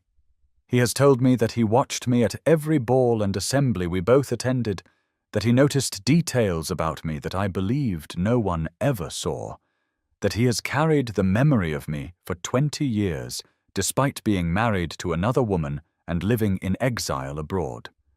He has told me that his greatest regret is not having the courage to approach me then. and he has come to London now in part to let me know that I was never invisible, never unworthy, never the overlooked failure that I believed myself to be." Catherine stared at her sister as though she were speaking a foreign language. "That is impossible," she said flatly. "No man, especially not a duke, carries the memory of a wallflower for 20 years. You are imagining significance where none exists, reading meaning into polite conversation, mistaking casual kindness for genuine regard. Eleanor, I say this because I care for you, because I am your sister, and I do not wish to see you hurt. Whatever you think is happening between you and the Duke, it cannot end well. Dukes do not marry spinsters, particularly not spinsters who are approaching 40 with no fortune, no beauty, and no connections beyond a family name that has seen better days." The words struck like physical blows, each one designed to wound, to diminish, to push Eleanor back into the small space Catherine had always expected her to occupy. But instead of retreating, instead of accepting the judgment as she had done for decades, Eleanor felt the strength Thomas had given her, rising like a tide. "Perhaps not," she said quietly, her voice steady despite the emotion churning beneath the surface. "Perhaps dukes do not marry spinsters, and perhaps whatever is developing between Thomas and myself will end in disappointment. But this duke remembers me when no one else did, Catherine. This duke sees value in me that you and the rest of society have always overlooked, and that alone, regardless of how this situation resolves, is worth whatever gossip or judgment comes my way." Catherine's face flushed with anger, and Eleanor saw something ugly flash in her sister's eyes, something that had perhaps always been there, but which Eleanor had been too accommodating to acknowledge. "You were always the odd one," Catherine said, her voice dripping with disdain. "Always preferring books to balls, ideas to dancing, solitude to society. You cannot blame the world for treating you as you presented yourself, Eleanor. You chose to stand against the wall rather than making yourself agreeable. You chose to bring books to ballrooms instead of engaging in the flirtation and conversation that might have attracted gentlemen's notice. You made yourself invisible through your own actions, and now you want to blame society for your choices." The accusation hung in the air between them, and Eleanor felt 20 years of suppressed resentment suddenly boiling to the surface, all the hurt and anger she had swallowed in the name of family harmony, all the times she had made herself smaller to accommodate Catherine's need to be the beautiful one, the successful one, the sister who mattered. "I can and do blame a world that values only surface beauty," Eleanor said, her voice rising despite her efforts to remain calm. "I can and do blame a society that demands women package themselves as decorative objects rather than thinking beings. You speak of choices, Catherine, as though I chose to be plain, chose to be overlooked, chose to spend my youth watching you dance while I stood alone. I did not choose any of that. What I chose was to maintain my dignity, to refuse to simper and flatter and pretend to be less intelligent than I am in order to make men comfortable. What I chose was honesty over performance, substance over spectacle. And if that made me invisible to the world, then the fault lies with a world that cannot see past a pretty face to the person beneath." Catherine's expression hardened, and Eleanor saw genuine fury there now, the rage of a woman who had built her entire identity on being the beautiful sister, the desired one, the success story, and who could not tolerate the suggestion that her advantages might be shallow or unearned. "You are fooling yourself if you think the Duke sees anything in you beyond a momentary curiosity," she hissed. "Men like him do not fall in love with women like you, Eleanor. They marry beautiful women with fortunes, and they take plain women as companions or governesses or charity cases. If the Duke is paying you attention now, it is because he is bored, because he is lonely, because he wants the novelty of a blue stocking to pass the time before he returns to his real life in Italy.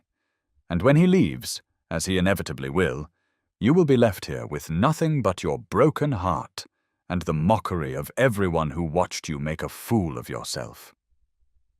Eleanor crossed to her writing desk where the box of signed dance cards sat, and she lifted the lid, withdrawing one of the cards and holding it so Catherine could see the lines filled with Thomas's bold signature. "He signed my dance cards," she said quietly. "Every single one from my debut season, every line that should have been filled 20 years ago but remained empty because no one asked me to dance. Thomas asked my permission to retroactively claim every waltz, every quadrille, every reel and country dance that I spent standing alone against the wall. He remembered what I wore to each ball, where I positioned myself, what I was reading when I thought no one was watching. And he signed these cards not because he pities me or because he is amusing himself at my expense, but because he wanted me to know that I was seen, that I mattered, that the emptiness of my youth was not a reflection of my worth, but a failure of courage on his part." Catherine's eyes fixed on the card, and Eleanor saw confusion and disbelief warring with something darker, something that looked like envy. "That is absurd," Catherine said, but her voice had lost some of its certainty. "Signing old dance cards, claiming dances that never happened. It is a meaningless gesture, Eleanor, a romantic fantasy that changes nothing about the reality of your situation." Eleanor placed the card carefully back in the box and closed the lid, her movements deliberate and calm. "It changes everything about how I understand my situation," she said firmly. "It transforms my narrative from rejected to secretly cherished, from invisible to observed with devotion I never knew existed. You may call it a meaningless gesture, but to me it is validation of every instinct I had that there was more to my story than the one society told me. And I no longer need your approval, Catherine, or society's approval, or anyone's approval beyond my own and Thomas's. For the first time in my life, someone sees my value, and I will not apologize for accepting that gift or for allowing myself to believe I might deserve it." The two sisters faced each other across the small dining room, years of accumulated hurt and resentment crackling in the air between them. And Eleanor saw her sister, truly for perhaps the first time, saw past the beauty to the unhappiness beneath, the bitterness of a woman who had gotten everything she was supposed to want and found it hollow. "You are making a mistake," Catherine said finally, her voice tight with barely controlled emotion. "And when this ends badly, as it surely will, do not come to me for sympathy. I warned you, Eleanor. I tried to protect you from your own foolishness." Eleanor met her sister's gaze steadily, unflinching. "Then I will make my mistake with my eyes open," she said quietly. "I have spent 38 years protecting myself from disappointment by never allowing myself to hope for more than society deemed appropriate for a woman like me. I am done with that, Catherine. I am done making myself small to fit into the space others have assigned me. If Thomas's regard leads to heartbreak, then I will survive it as I have survived every other disappointment in my life. But I will not turn away from the possibility of happiness simply because you or anyone else thinks I do not deserve it." Catherine's face hardened into the imperious mask she wore in society, all vulnerability hidden behind aristocratic disdain. "Very well," she said coldly. "Play out this farce if you must. But when the Duke returns to Italy without you, when the gossip turns truly vicious, when you are left with nothing but your signed dance cards and your broken dreams, remember that I tried to save you from yourself." She swept toward the door with the same dramatic flair with which she had entered, but paused at the threshold to deliver one final blow. You know what the crueler ladies are saying, Eleanor. They are saying that the Duke of Ashford must be mad or desperate to pay court to the Ashworth spinster. They are placing wagers on how long his peculiar fancy will last before he comes to his senses. You may choose to ignore society's judgment, but you cannot escape it entirely. And when it crushes you, as it surely will wish you had listened to those who tried to spare you the pain. Then she was gone, the door closing behind her with finality, and Eleanor sank into the nearest chair, her legs suddenly unable to support her weight. Charlotte appeared moments later, clearly having been listening from the hallway, and she rushed to her aunt's side with tears streaming down her face. "Aunt Eleanor," she said urgently, "you must not listen to her. Mamma is cruel and bitter because her own marriage brought her no happiness, and she cannot bear to see you find what she never had. You were magnificent, standing up to her like that. I have never heard you speak to her so forcefully." Eleanor pulled her niece into an embrace, taking comfort in the girl's fierce loyalty, even as she felt the weight of Catherine's words settling over her like a shroud. Charlotte was right that her sister spoke from bitterness and jealousy, but that did not make her warnings entirely wrong. The gossip was undoubtedly as vicious as Catherine suggested, the mockery as sharp, the judgment as cruel. And Thomas would be leaving for Italy at month's end, just as he had always planned, and Eleanor would be left here in London to face whatever social consequences came from having entertained the attentions of a duke. But as she held her niece and looked across the room at the box containing her signed dance cards, she found that she did not regret standing her ground, did not regret claiming her right to be seen and valued, did not regret refusing to shrink back into the invisibility that had defined her for so long. Catherine represented the voice of convention and cruelty that Eleanor had internalized for decades, the constant refrain that she was less than, unworthy, foolish to hope for more than society decreed appropriate for a plain spinster with no fortune. But Thomas's confession had cracked open that old narrative, and his signing of the dance cards had provided Eleanor with a different story, one where she had been treasured all along, where her invisibility had been imposed rather than inherent, where her worth had simply been waiting for someone with eyes clear enough to see it. The morning light continued to stream through the windows, harsh and revealing, illuminating all the ways Eleanor's modest home fell short of where a duke should call, all the ways her appearance and circumstances marked her as unsuitable for the regard she had received. But it also illuminated the box on her desk, the tangible proof that Thomas had filled the emptiness of her past with his belated declaration, and Eleanor knew that whatever came next, whatever judgment society leveled or pain she might endure, she would not relinquish this new understanding of herself, this knowledge that she had been seen and valued by someone whose opinion mattered more to her than all of London's gossip combined. Eleanor spent the remainder of the day in a state of agitation. She could not entirely calm, Catherine's warnings echoing in her mind despite her best efforts to dismiss them, and by the time evening fell and the lamplighters made their rounds on Clarges Street, she had worked herself into such a state of anxiety that she jumped at every sound, convinced that each creak of the house settling or gust of wind against the windows was Thomas arriving to tell her that the gossip had become too damaging, that he could not, in good conscience, continue to call upon her and subject her to society's cruelty.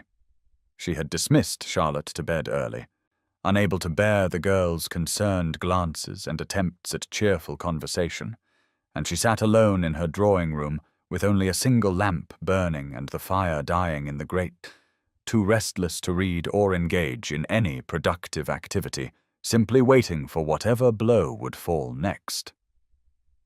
When the knock came at her door well past the hour when respectable callers should be received, Eleanor's heart lurched with a mixture of dread and relief, and she heard her housemaid's uncertain voice in the hall, followed by the deeper tones she had come to recognize instantly. She rose quickly, smoothing her dress with nervous hands, and when Thomas entered the drawing room, she saw immediately that something was wrong. His face was drawn with distress, his usual composure fractured, and he carried himself with the tension of a man barely maintaining control over powerful emotions. "Eleanor," he said without preamble, his voice rough and urgent, "I have heard about your sister's visit this morning. Lady Pemberton felt it her duty to inform me of the gossip that is spreading through every drawing-room in London. And I—" He stopped, seeming to struggle for words. "I am so profoundly sorry. I never intended to damage your reputation or make you the subject of cruel speculation.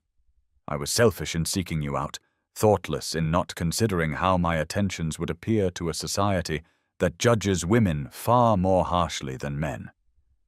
Eleanor gestured for him to sit, but he remained standing, pacing the small confines of her drawing room like a caged animal. "Please, Thomas," she said quietly, "sit down and tell me what has upset you so terribly."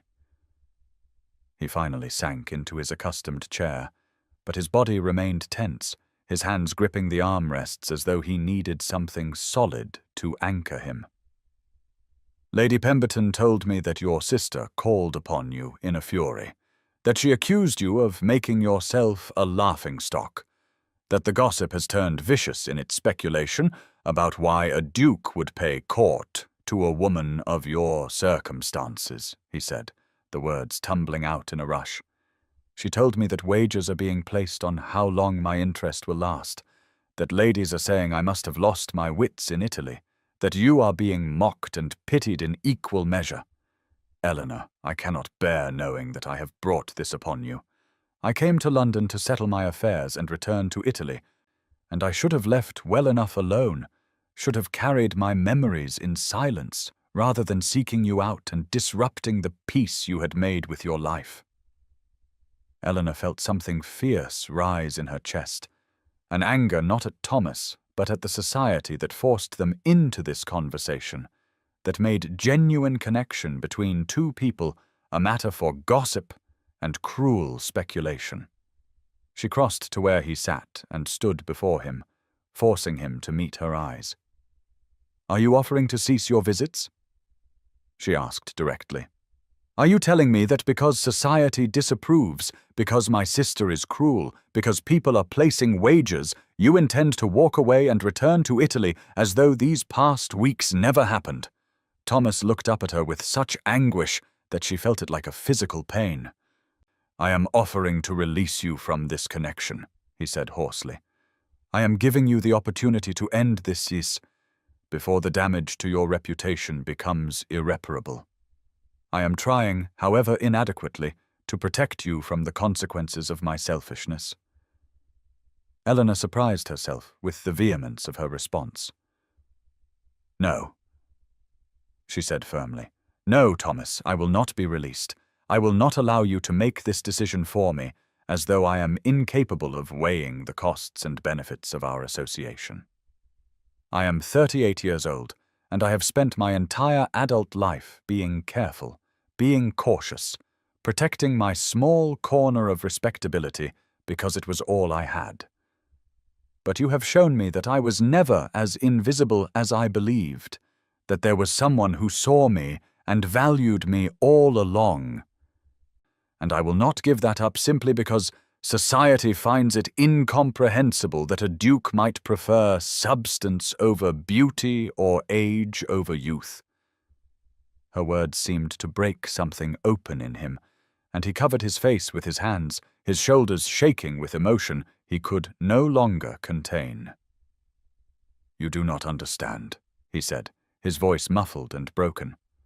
"You do not know what you are accepting by refusing to release me. You do not know the full measure of my failures, my guilt, my unworthiness of the regard you are offering me."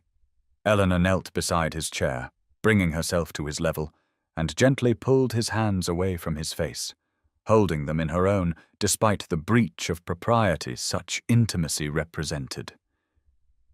"Then tell me," she said softly. "Tell me everything you think disqualifies you from happiness. and let me decide for myself whether those things matter as much as you believe they do." He looked at her with eyes red-rimmed from suppressed tears, and she saw vulnerability so raw it made her ache. "I married Francesca Morelli in the summer of 1838, he began, his voice steady now, but hollow, as though he were reciting facts about someone else's life rather than his own. "The marriage contract was negotiated by our respective families, the financial arrangements made to save the Ashford estates from bankruptcy that my uncle's profligacy had brought to the brink of ruin.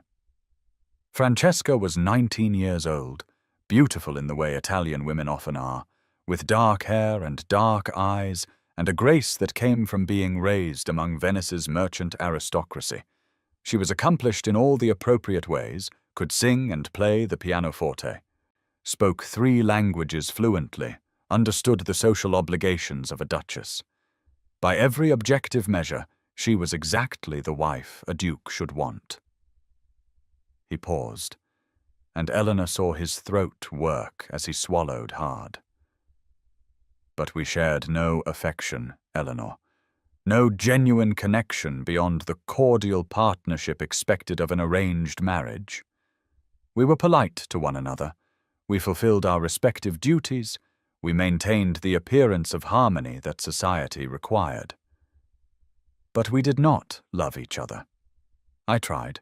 God knows I tried to feel for her what a husband should feel for his wife. But every time I looked at her, I felt only the weight of obligation and the ghost of what I had given up by not having the courage to break the engagement and pursue the woman I actually wanted." Eleanor's breath caught at the implication of his words, but she did not interrupt, sensing that he needed to tell this story in its entirety, to excavate the guilt and grief he had carried alone for so many years. "Francesca became pregnant in our 3rd year of marriage," he continued, his voice growing rougher. "She was terrified of childbirth, had heard too many stories of women who died in labor, and her fear infected our household, turned what should have been a joyful anticipation into something dark and ominous.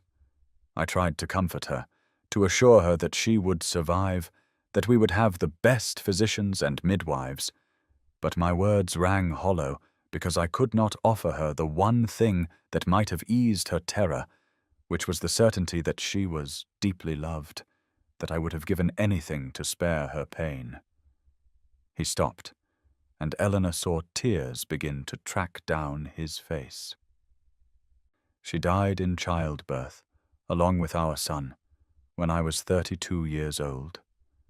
The labor went on for 2 days, and there was nothing the physicians could do except watch her suffer and eventually slip away. I held her hand at the end, and her last words to me were an apology for failing to give me an heir. She died believing she had disappointed me, Eleanor, died thinking of duty and obligation rather than love, and I could not tell her anything different, because the truth would have been even crueler than the lie. The guilt and grief sent me into exile, because I could not bear to remain in England, could not bear to face the society that had facilitated a marriage built on financial necessity, rather than genuine feeling. Eleanor felt tears streaming down her own face now, but she held his hands firmly, grounding him with her touch. "You carry guilt for circumstances that were not entirely within your control," she said gently. "You were young, bound by family obligation and financial necessity. You tried to honor your commitment to Francesca even when your heart was engaged elsewhere. That is not failure, Thomas. That is attempting to do right in an impossible situation." He shook his head vehemently. "But it was not love that drove my sorrow, Eleanor. That is what I have never been able to forgive myself for. I mourned Francesca and our son, yes, but what I grieved was the waste of it all. 2 lives spent in obligation rather than joy, a marriage that satisfied society's requirements but left both parties fundamentally alone. I grieved for the woman I barely knew, who died believing herself inadequate, and I grieved for the child who never drew breath, but I could not grieve the loss of a love that had never existed. And in the midst of that grief, during those first terrible months in Venice when I could barely function, do you know whose face I saw in my mind? Do you know who I thought of when I allowed myself to imagine what life might have been if I had chosen differently? Eleanor's voice emerged as barely a whisper. Mine. He nodded, fresh tears falling. Yours. Always yours. The woman in the pale green dress who read Paradise Lost at ballrooms, who stood apart from the spectacle and seemed to exist in a world of her own. I spent 15 years in Italy wondering what might have happened if I had found the courage to break my engagement and pursue you, if I had valued my own happiness over family obligation, if I had been brave enough to choose connection over duty. I told myself I was being morbid, that I was romanticizing a woman I barely knew, that the real Eleanor Ashworth could never live up to the ideal I had constructed. But the wondering never stopped, and the regret grew heavier with each passing year until it became a second shadow I carried everywhere. Eleanor released one of his hands to touch his face, turning his head so he had to look at her directly. And now, she said softly, now that you have found me again, now that you know I am real and not an idealized memory, now that you have told me all of this, what do you want, Thomas? What are you asking of me? His hand came up to cover hers where it rested against his cheek. I have nothing to offer you, Eleanor, he said desperately. I am 55 years old. My estate is still burdened with debts that will take years to fully resolve.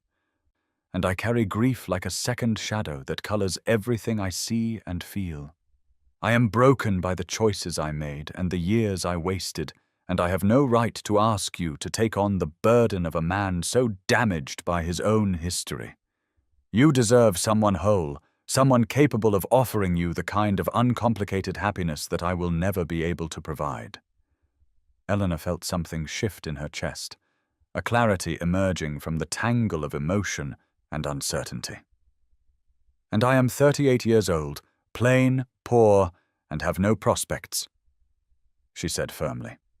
By society's measure, we are both disqualified from happiness, both too old and too damaged and too burdened by our respective histories to deserve a second chance.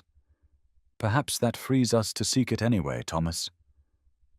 Perhaps being broken in similar ways makes us better suited to understanding each other's scars. His eyes searched her face as though looking for certainty he could trust. I thought signing those dance cards would bring closure, he admitted. I thought acknowledging what should have been would allow me to let go of the past and return to Italy with some measure of peace. But instead, it has awakened longing. I thought long dead, Eleanor. Instead, it has made me want things I have no right to want, a future I am too old and too damaged to claim. Eleanor took both his hands again and held them firmly. Then perhaps we are both done with closure and ready for beginning, she said quietly. Perhaps we have spent enough years in exile from the lives we might have lived, and perhaps it is time to choose courage over caution, even if the world thinks we are foolish. Perhaps being damaged by time and circumstance does not disqualify us from happiness, but rather gives us the wisdom to recognize it when it appears. Thomas pulled her hands to his lips and pressed kisses to her knuckles, his tears falling on her skin. I do not know how to do this, he confessed. I do not know how to build something new from the ruins of so many wasted years. I do not know if I am capable of offering you anything beyond the broken pieces of a man who has lived too long with regret as his primary companion. Eleanor rose and drew him to his feet, and they stood facing each other in the dimly lit room, the fire having burned down to embers that cast more shadow than light. Then we will learn together, she said. We will build something from our broken pieces and see if they fit together in a way that makes us both more whole than we were apart. We will choose courage this time, instead of repeating the patterns that stole our youth. And if society disapproves, if the gossip grows crueler, if people place wagers on our failure, then we will let them, because their judgment means nothing compared to the possibility of finally living according to our own hearts rather than their expectations. He pulled her into his arms then, holding her with a desperation that spoke of years of loneliness and longing, and Eleanor pressed her face against his chest, feeling the steady beat of his heart beneath her cheek. The room around them had grown dark except for the dying embers in the grate, and beyond the windows London continued its indifferent bustle. Carriages rattling past and voices calling in the street, but inside her modest drawing-room they had created their own world, a space where two damaged people could acknowledge their brokenness and choose each other anyway. "I will not leave for Italy at month's end," Thomas said into her hair. "I will stay in London and face whatever consequences come from choosing you over propriety. I will endure the gossip and the speculation and the judgment, because the alternative, which is losing you again after finally finding the courage to claim what my heart recognized 20 years ago, is unthinkable." Eleanor lifted her face to look at him, and in the dim light she saw not the polished duke or the grief-haunted widower, but simply Thomas, a man as scarred and uncertain as she was. A man who had spent half his life wondering what might have been, and who was finally willing to discover what might yet be. "We are both fools," she said softly, but there was no censure in her voice, only wonder. Fools who have wasted 20 years, and who should know better than to believe that happiness is possible at our age, with our histories, given everything stacked against us. His hand came up to cup her face, his thumb tracing the line of her cheekbone with infinite tenderness. "Then let us be fools together," he said. "Let us be foolish enough to believe that it is never too late for courage, never too late for honesty, never too late for love." And Eleanor, looking into his grey eyes and seeing reflected there the same longing and hope and fear that she felt herself, knew that whatever came next, whatever trials they would face or judgment they would endure, she had already made her choice, had already decided that the possibility of happiness with this man who had watched her from across ballrooms 20 years ago was worth any price society might demand. Lady Pemberton's annual winter ball was the event of the London season, held each year in mid-December in her magnificent townhouse in Mayfair, and the invitation that arrived at Eleanor's modest home 3 days after Thomas's confession carried with it both a lifeline and a challenge. The note accompanying the formal invitation was written in Lady Pemberton's distinctive hand and left no room for equivocation. "My dear Eleanor, you will attend my ball on Friday evening, and you will hold your head high despite whatever gossip the small-minded choose to spread. I have taken the liberty of informing the Duke of Ashford that I expect him to be present as well, and I suggest you prepare yourself for an evening that may prove rather momentous. Your friend, regardless of what society thinks, Amelia Pemberton." Eleanor had shown the invitation to Thomas during his next visit, and his response had been immediate and decisive. "You will attend," he said firmly, "and you will not go as the overlooked spinster who hides in corners. I have taken the liberty of commissioning a gown for you from Madame Beaumont, the modiste who serves the finest ladies in London. She has your measurements from a dress you had made there several years ago, and she assures me the gown will be ready in time for the ball." Eleanor had protested the extravagance, the impropriety of accepting such a gift, but Thomas had simply taken her hands and looked at her with such intensity that her objections had died in her throat. "Let me do this, Eleanor," he said quietly. "Let me give you the opportunity to enter a ballroom as you should have entered them 20 years ago, beautifully dressed and confident in your worth. Let me correct even this small part of what I failed to do then." And so Eleanor found herself on the evening of Lady Pemberton's ball, standing before her bedroom mirror in a gown more magnificent than anything she had ever worn, a creation of deep sapphire silk that brought out the blue of her eyes and made her chestnut hair, now threaded with silver, seem lustrous rather than faded. The cut was elegant and age-appropriate, with long sleeves and a modest neckline. But the fabric itself was so fine and the fit so perfect that Eleanor barely recognized herself. Madame Beaumont had included gloves of the same sapphire silk and a simple strand of pearls that Thomas had sent over that morning, with a note explaining they had belonged to his mother and would suit Eleanor far better than they had ever suited Francesca.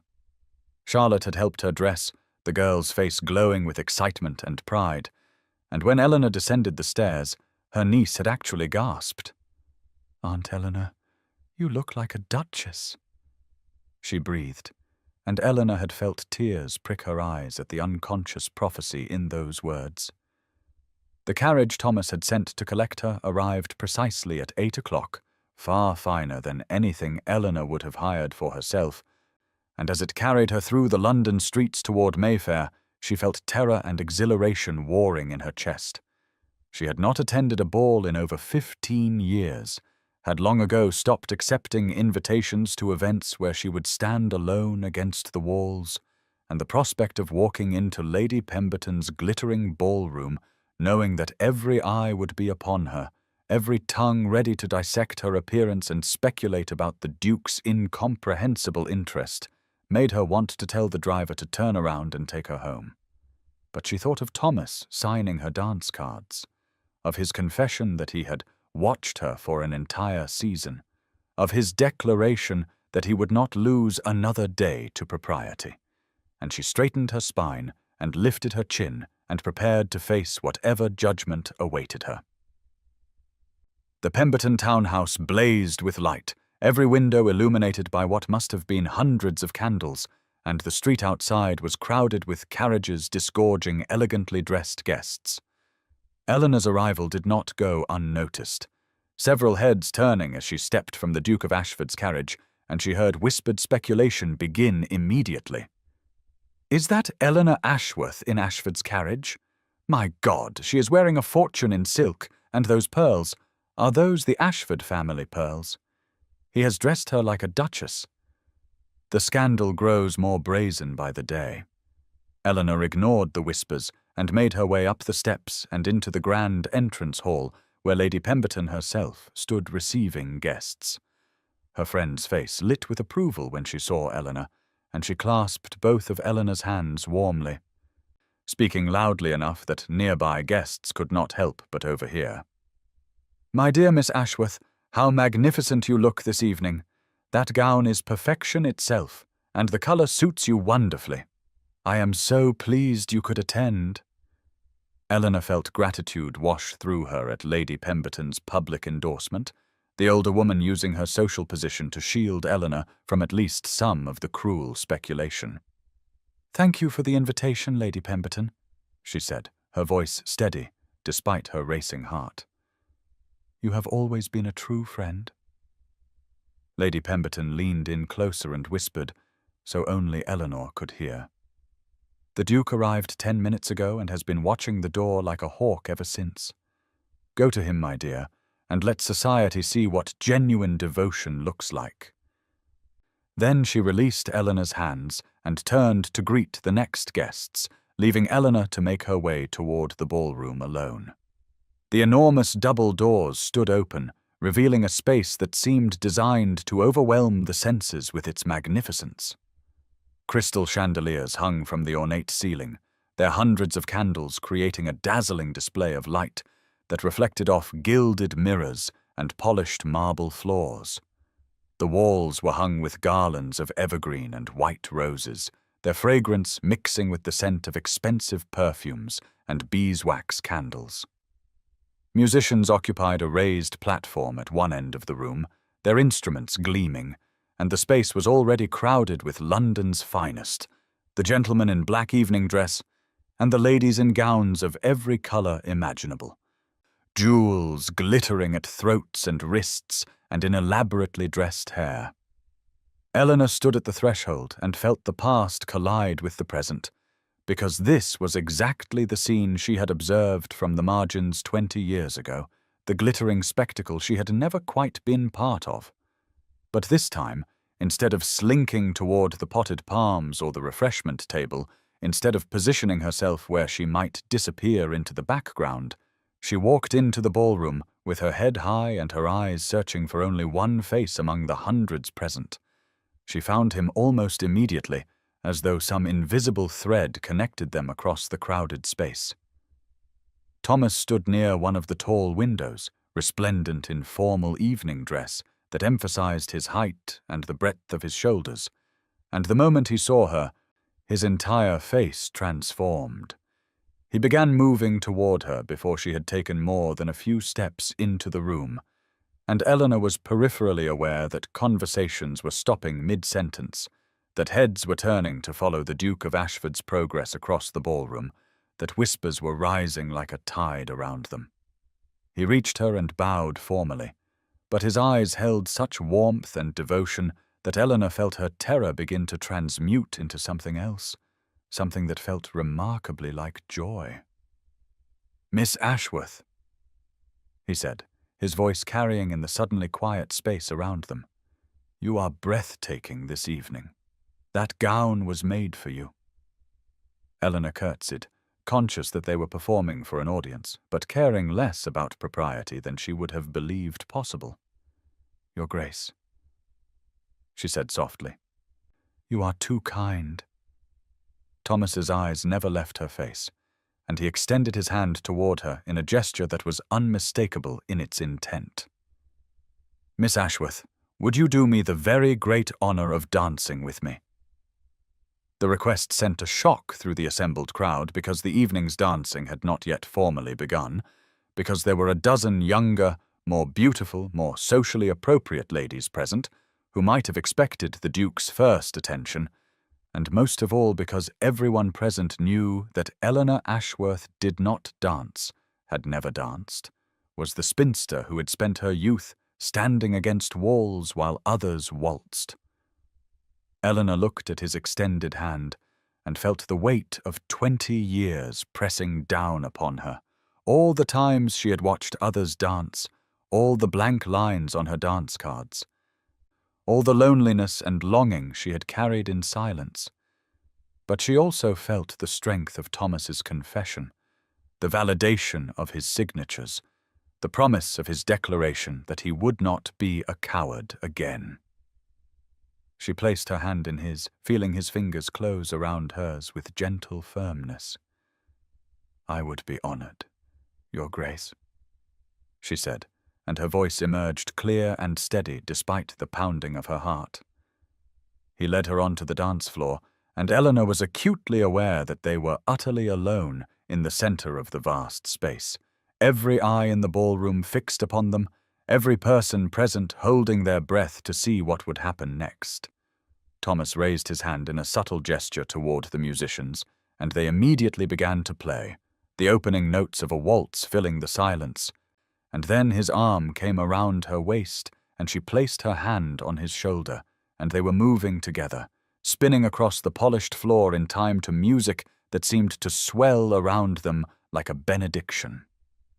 Eleanor had learned to waltz decades ago from a dancing master her mother had hired, but she had never actually danced with a partner, had never felt the physical reality of being held and guided through the turns and steps.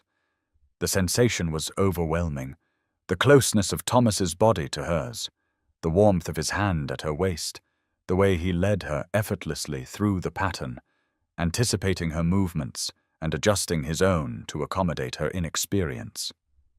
She stumbled slightly on a turn, but he steadied her without breaking rhythm, his eyes encouraging her to trust him, to let him guide her. "I was a coward once," Thomas said quietly, speaking just loudly enough for her to hear over the music. "I will not be again." Marry me, Eleanor. The words struck her like a physical blow, and she nearly lost her footing entirely. Thomas, she breathed, people are watching. We are in the middle of a ballroom. Everyone can see us. Let them see, he said firmly, his arm tightening around her waist. Let them see that I choose you, Eleanor Ashworth, over every other woman in London. Let them see that I am claiming you publicly after hiding my feelings for 20 years. Let them see that their judgment and their gossip mean nothing to me compared to the possibility of spending whatever years I have left with the woman I should have chosen from the beginning.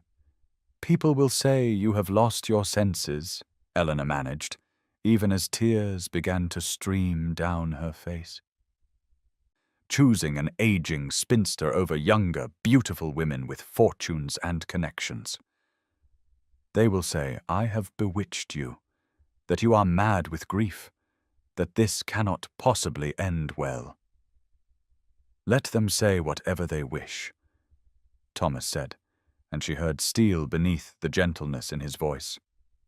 I lost 20 years to propriety, Eleanor, 20 years to duty and obligation and cowardice.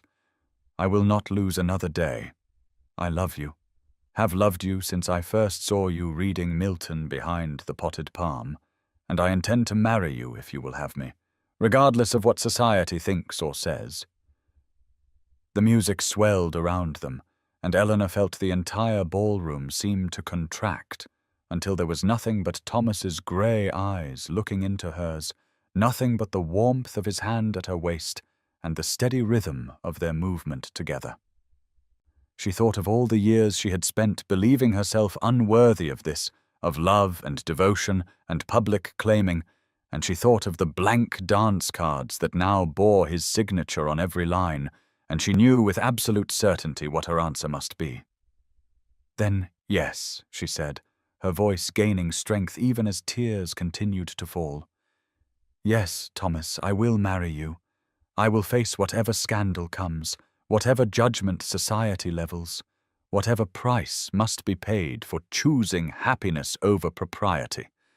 Yes, I will marry you and count myself the most fortunate woman in England, regardless of what anyone else thinks. His face transformed with joy so pure it made him look years younger, and for a moment Eleanor forgot entirely that they were in a ballroom surrounded by hundreds of people. Thomas pulled her fractionally closer, bending his head toward hers in a gesture that was not quite appropriate for a public dance, but which spoke volumes about his disregard for convention when it came to expressing what he felt. Around them, Eleanor became aware of a susurration of shocked whispers, the news of what had just transpired spreading through the crowd like ripples on a pond.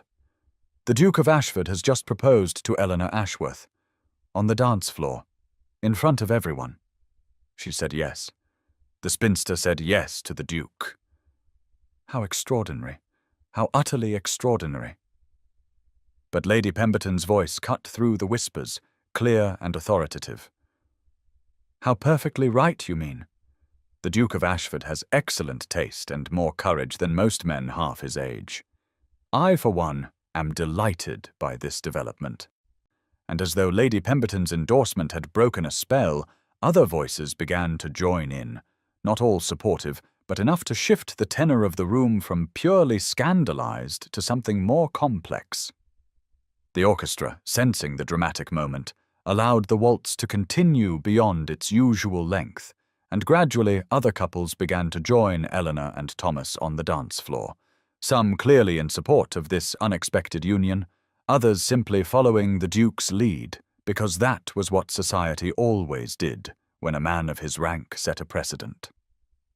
Eleanor watched through tear-blurred eyes as the empty space around them filled with other dancers, as the ballroom that had seemed so hostile just moments before began to embrace them, and she felt something fundamental shift in her understanding of what was possible. She was dancing, truly dancing for the first time in her life, held in the arms of a man who loved her and had just publicly declared his intention to marry her despite every social convention that said such a match was inappropriate. The physical space that had once excluded her so thoroughly now held her at its center, and instead of feeling exposed and vulnerable as she had feared, she felt celebrated, chosen, seen in a way that validated every hope she had secretly harbored. Thomas was smiling down at her with such unguarded happiness that Eleanor felt her own face responding in kind, and she realized with a start that she was happy, genuinely happy, in a way she had not been since she was a girl, too young to understand how cruel the world could be to women who did not fit its narrow definitions of worth. The waltz finally concluded, and as the final notes faded, Thomas led her to the edge of the dance floor, where Lady Pemberton waited with an expression of profound satisfaction. "Well done, both of you," she said quietly. "That was the bravest thing I have seen in 40 years of observing London society. Eleanor, my dear, you looked magnificent out there, and Your Grace." She turned to Thomas. "I applaud your courage in claiming publicly what you have clearly felt privately for far too long."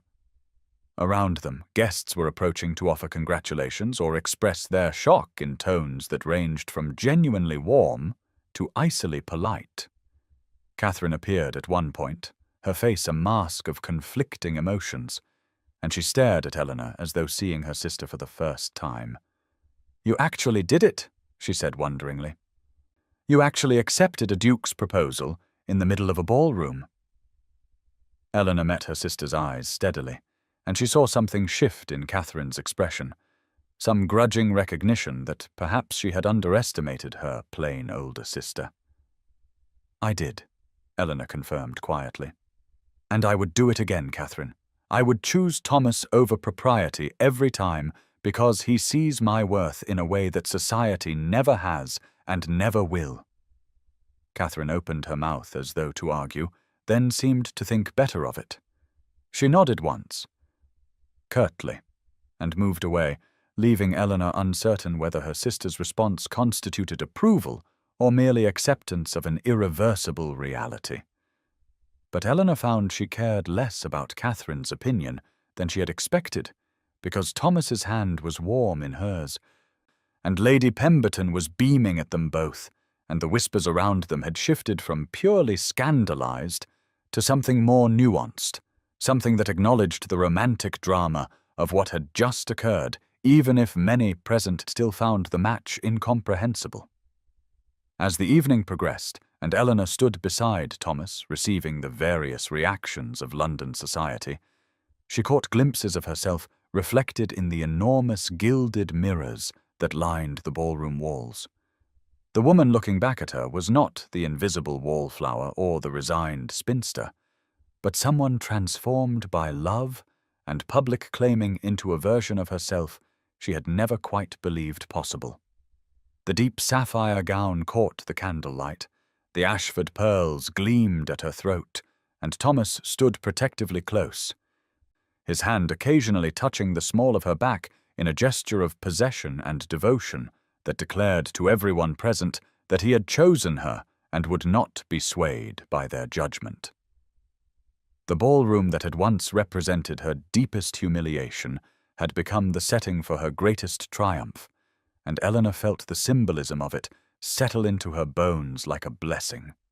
She had been invisible in spaces like this for so long that being seen, being celebrated, being publicly claimed by a duke who ignored younger and more conventionally beautiful women in favor of her, felt like a vindication of every instinct she had ever had that she was worth more than society's assessment. And as the music played and the candles burned and London's elite continued to process the shock of the Duke of Ashford's extraordinary proposal to the aging spinster Eleanor Ashworth, she knew with absolute certainty that whatever came next, whatever challenges they would face or gossip they would endure, this moment would sustain her. This public correction of her past invisibility would carry her through any trial, because Thomas had given her not just his love, but his public devotion, and that, Eleanor understood, was the greatest gift of all. The 3 months between Thomas's public proposal at the Pemberton Ball and their wedding in early March passed in a blur of preparations that Eleanor navigated with a mixture of anticipation and surreal disbelief, as though at any moment she might wake to find the entire series of events had been an elaborate dream conjured by her loneliness. Thomas had insisted on a short engagement, despite society's raised eyebrows, declaring that he had already wasted 20 years and would not add unnecessary months to that tally, and Eleanor, who had spent decades accommodating others' preferences, found herself delighting in the novelty of making decisions based solely on what she and Thomas wanted, rather than what convention dictated. They had chosen to marry at the chapel on Thomas's estate in Sussex rather than in London, deliberately avoiding the spectacle that a society wedding would have entailed, and the guest list numbered fewer than 30 people, comprised entirely of those whose regard they genuinely valued. The morning of her wedding dawned clear and bright, one of those perfect early spring days when the last chill of winter has lifted. But the heat of summer remains distant, and Eleanor stood at the window of her guest chamber in Ashford House, watching cherry blossoms drift past on a gentle breeze like pink snow. She had spent the previous night at the estate as tradition required, Thomas having taken rooms at the nearby inn so they might observe the superstition about the groom not seeing the bride before the ceremony, and she had barely slept, her mind too full of wonder and gratitude and the persistent disbelief that she, Eleanor Ashworth, spinster of 38 years, was about to become the Duchess of Ashford. Lady Pemberton had arrived the evening before and had appointed herself Eleanor's attendant, insisting on helping her dress and ensuring every detail was perfect, and the older woman bustled into the chamber now with the air of someone on a beloved mission. "My dear Eleanor," she said warmly, "you look positively luminous this morning. I have never seen you so happy, and it does my heart good to witness it." Eleanor turned from the window and smiled at her friend, the woman who had maintained faith in her worth when society had written her off as a permanent wallflower. "I keep expecting to wake up, Amelia," she confessed quietly. "I keep thinking this cannot possibly be real, that women like me do not get endings like this." Lady Pemberton crossed to her and took both her hands, her expression tender but firm. "Women like you, my dear, are the ones who most deserve endings like this, because you have earned your happiness through decades of grace and dignity in the face of unkindness.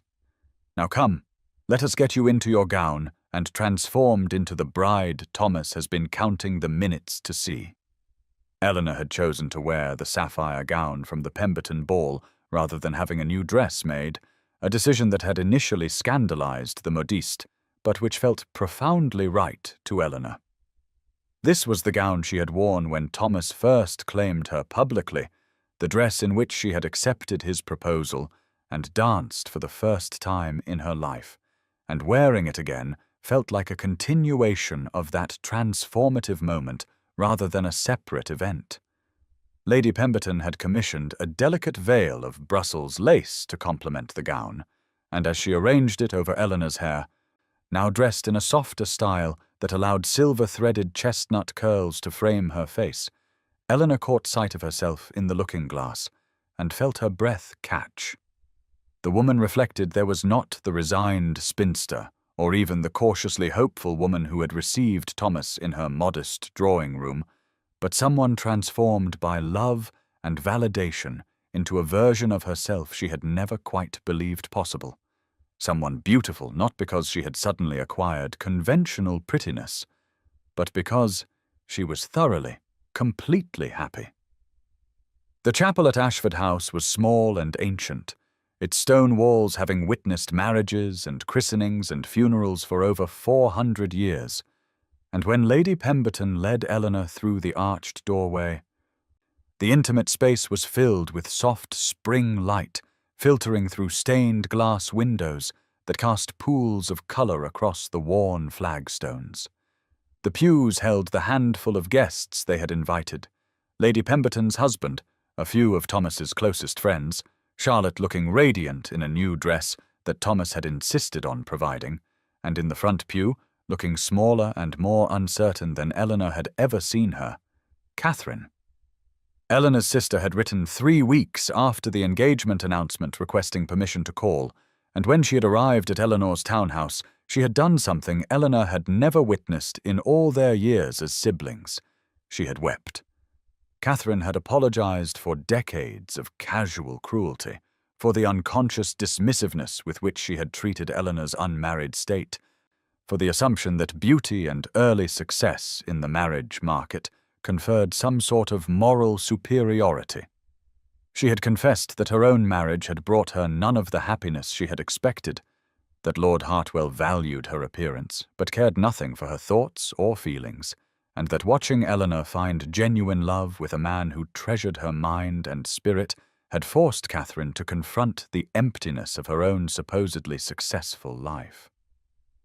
Eleanor had listened with compassion rather than triumph, and she had forgiven her sister with a grace that came from finally understanding that Catherine's cruelty had stemmed from her own insecurity, her desperate need to maintain her position as the superior sister, because she had nothing else to anchor her sense of worth. Now Catherine sat in the chapel looking up at Eleanor with an expression that held genuine joy mixed with something that looked like wonder, as though she were witnessing a transformation she had never believed possible, and which challenged everything she had understood about how the world worked. But Eleanor's attention was drawn inexorably forward to where Thomas stood at the altar waiting for her, and when their eyes met, she saw such love and devotion reflected there that she felt tears begin to gather, though she refused to let them fall and mar this perfect moment. He looked distinguished and handsome in his formal attire, the silver in his hair catching the colored light from the stained glass, and when she reached his side and he took her hand, she felt the rightness of it settle into her bones like a benediction. The ceremony itself was brief and traditional, the ancient words of the marriage service taking on new meaning when spoken by 2 people who had waited half a lifetime to claim each other, and when the vicar finally pronounced them man and wife, Thomas lifted her veil with hands that trembled slightly and kissed her with a tenderness that made the small congregation sigh collectively. Eleanor felt the kiss through her entire body, felt the promise and devotion it contained, and when they finally separated and turned to face their guests as the Duke and Duchess of Ashford, she saw Lady Pemberton dabbing at her eyes with a handkerchief, and Catherine smiling through her own tears, and Charlotte clapping her hands with unrestrained joy. The wedding breakfast was held in the smaller of Ashford House's dining rooms, an intimate space that could comfortably accommodate their modest party, and Eleanor found herself seated at Thomas's right hand, being toasted and congratulated by people who genuinely cared for her happiness rather than those who had come merely to observe and judge. Catherine approached her during a quiet moment when Thomas had stepped away to speak with the vicar, and Eleanor's sister took her hands with a grip that was almost desperate. "Eleanor, I need to say this before my courage fails," Catherine began, her voice unsteady. "I was cruel to you for so many years, cruel in my ignorance and my assumption that my path was the only valuable one. I watched you stand alone at balls and told myself you preferred it that way, that you were odd and bookish and content with your solitude. Because acknowledging your loneliness would have required me to examine my own role in perpetuating it.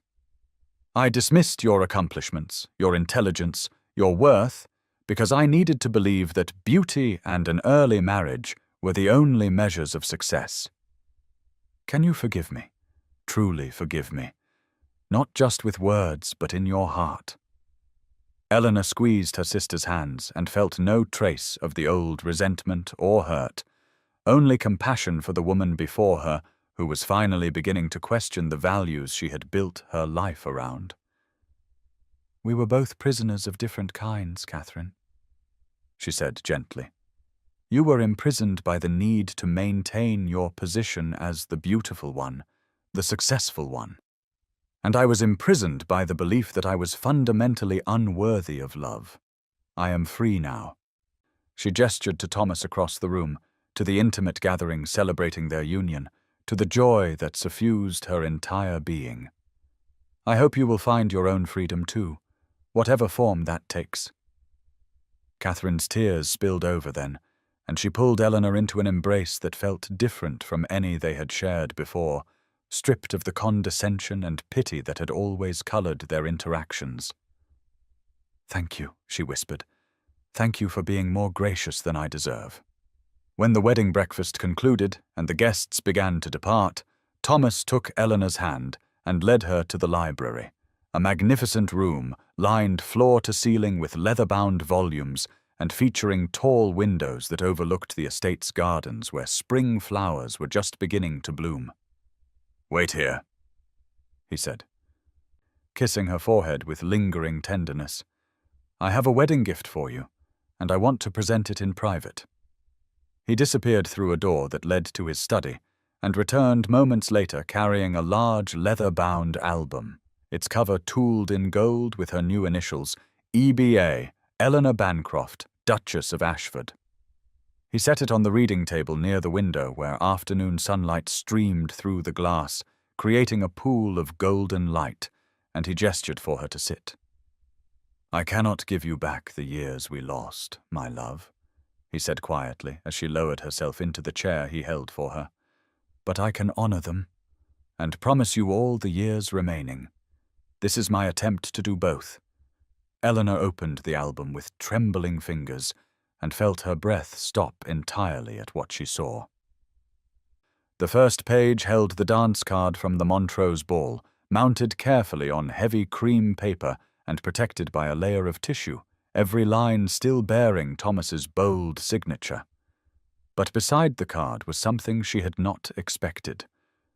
A small watercolor painting, exquisitely detailed, showing a ballroom scene from 1838. In the foreground, a young woman in a pale green dress waltzed in the arms of a tall, dark-haired gentleman, and Eleanor recognized with a shock that the woman was her, or rather an idealized version of her, painted with such care and attention that she appeared genuinely beautiful, her face alight with joy, her form graceful in the gentleman's arms. The painting captured not how Eleanor had looked in reality, standing alone against the wall, but how she would have looked if Thomas had found the courage to ask her to dance, and the artist had somehow managed to convey in brushstrokes what Thomas must have described in words, the connection between the dancing couple, the way they looked at each other as though no one else existed, the perfect rightness of their partnership. "You commissioned this?" Eleanor breathed, her fingers hovering over the painting as though afraid to touch it and discover it was not real. "Thomas, this must have cost a fortune." He knelt beside her chair, his hand covering hers. "I hired an artist and described to him in detail what each ball was like, what you wore, where you stood, and most importantly, what it would have looked like if we had danced together as we should have. He painted 12 scenes, one for each of your dance cards, showing us waltzing through the season we were denied. Turn the page, my love." With shaking hands, Eleanor turned to the next page and found the Cavendish ball card, its lines filled with Thomas's signatures, accompanied by another watercolor showing them dancing in a different setting, Eleanor in the ivory silk with seed pearls, Thomas's hand at her waist, both of them captured mid-turn with expressions of profound happiness. Page after page revealed the same pattern, each signed dance card preserved and mounted, each accompanied by a painting of the dance that should have been, and Eleanor felt tears streaming freely down her face as she witnessed herself transformed through Thomas's eyes from the invisible wallflower to the cherished partner, from the woman no one asked, to the woman this man had desperately wanted to ask, but lacked the courage to approach. The Pemberton Musicale showed them dancing beneath crystal chandeliers. The Hartley Ball depicted them in a garden setting during an outdoor waltz. The Worthington Garden Party captured them among roses and fountains, and each painting was executed with such skill and attention that Eleanor could almost hear the music, almost feel Thomas's hand guiding her through steps she had never actually taken. The Huntington masquerade showed her as Athena, with Thomas as a mysterious figure in a dark mask, and the final ball of the season at the Cavendish House depicted them in the closing waltz, both looking slightly older and wiser, as though the artist had understood that by June they had both already begun to recognize what they were losing by not claiming each other. "You have given me the dances we never had," Eleanor said, her voice breaking with emotion. "You have rewritten history, not just with signatures, but with images that show how it should have been, how we should have been. Thomas, this is the most extraordinary gift anyone has ever given me." He touched her face gently, wiping away tears with his thumb. "You deserve to see yourself as I saw you then, and as I see you now, Eleanor. Not as the overlooked wallflower or the aging spinster, but as the woman whose intelligence and grace and quiet strength captivated me from the first moment I glimpsed you. These paintings show what my eyes saw, even when my courage failed to act on what my heart knew." Eleanor turned to the final page of the album and found not a dance card or a painting, but a blank cream page with just 2 lines drawn in Thomas's hand, and beneath them a note written in his distinctive script. "For all the dances yet to come, the dances that matter most, the dances we will actually share, growing old together, loving each other through whatever years remain. These are the dances I promise you, Eleanor, not imagined scenes from a past we cannot change, but real moments in a future we will build together." She closed the album carefully and turned to Thomas, pulling him up from his kneeling position and into her arms, holding him with a fierceness that surprised them both. "You have given me something more precious than time," she said against his shoulder. "You have given me the knowledge that I was never invisible. I was simply waiting to be seen by the right eyes, and those eyes belonged to you all along." They stood thus in the library, the afternoon sun warming them through the tall windows, the album resting on the table like a bridge between past and future, and Eleanor felt a completeness settle over her that she had never imagined possible. The dance cards that had once been evidence of her invisibility had been transformed into monuments of hidden devotion, and the blank page waiting for dances yet to come represented a promise that the rest of their lives would be spent actually dancing together rather than watching from separate distances. When they finally separated, Thomas took her hand and led her to the window overlooking the gardens. "Shall we go for a walk?" he asked. "It is a beautiful afternoon, and I would like to show you the estate that is now your home." Eleanor smiled and nodded, but before they left the library, she turned back to look once more at the album resting in its pool of sunlight, at the physical manifestation of Thomas's devotion and the artist's skill, at the record of dances that had existed only in Thomas's imagination and memory until he found the courage to make them visible. The album would remain in the Ashford Library for the rest of their lives, a testament to what had been lost and what had been found, to courage delayed but finally claimed, to love that had waited 20 years to be acknowledged, and which would now have the chance to flourish in the time that remained. And as Eleanor took Thomas's arm, and they walked together through the house that was now hers, past servants who bowed and called her "Your Grace," out into gardens where cherry blossoms continued to drift like pink snow, she understood that the real wedding gift was not the album itself, beautiful and meaningful as it was, but the future it represented, the blank page waiting to be filled with actual dances, actual moments of connection and joy, and the deep satisfaction of 2 people who had found each other against all odds and who intended to treasure every remaining day of their improbable, extraordinary second chance. 1 year later, on a mild March evening that marked the anniversary of their wedding, Eleanor stood at the window of the London townhouse on Clarges Street, watching the lamplighters make their rounds, her hand resting absently on the swell of her belly where their child grew. A development so unexpected that even now, at 39 years old and 5 months into her pregnancy, she occasionally touched her abdomen to confirm the reality of it. They had kept the modest townhouse despite Thomas's protests that a duchess should not maintain such humble lodgings, but Eleanor had insisted, arguing that this was the place where he had first called upon her, where he had signed her dance cards, where they had built the foundation of their marriage through honest conversation and hard-won courage, and she could not bear to relinquish it entirely, even though they now spent most of their time at Ashford House in Sussex. Thomas had eventually conceded, understanding that his wife needed this retreat, this tangible connection to the woman she had been before becoming a duchess, and they had furnished it comfortably and used it whenever they had business in London or simply wanted the intimacy of the smaller space where their love had first been acknowledged. The anniversary dinner they had hosted that evening had been a small affair, just Lady Pemberton and her husband, a few close friends who had supported them through the scandal of their engagement and the gradual acceptance of their marriage, and Charlotte, who now lived primarily at Ashford House under Eleanor's guardianship, after Catherine had finally admitted that her daughter deserved better than to witness the slow disintegration of the Hartwell marriage.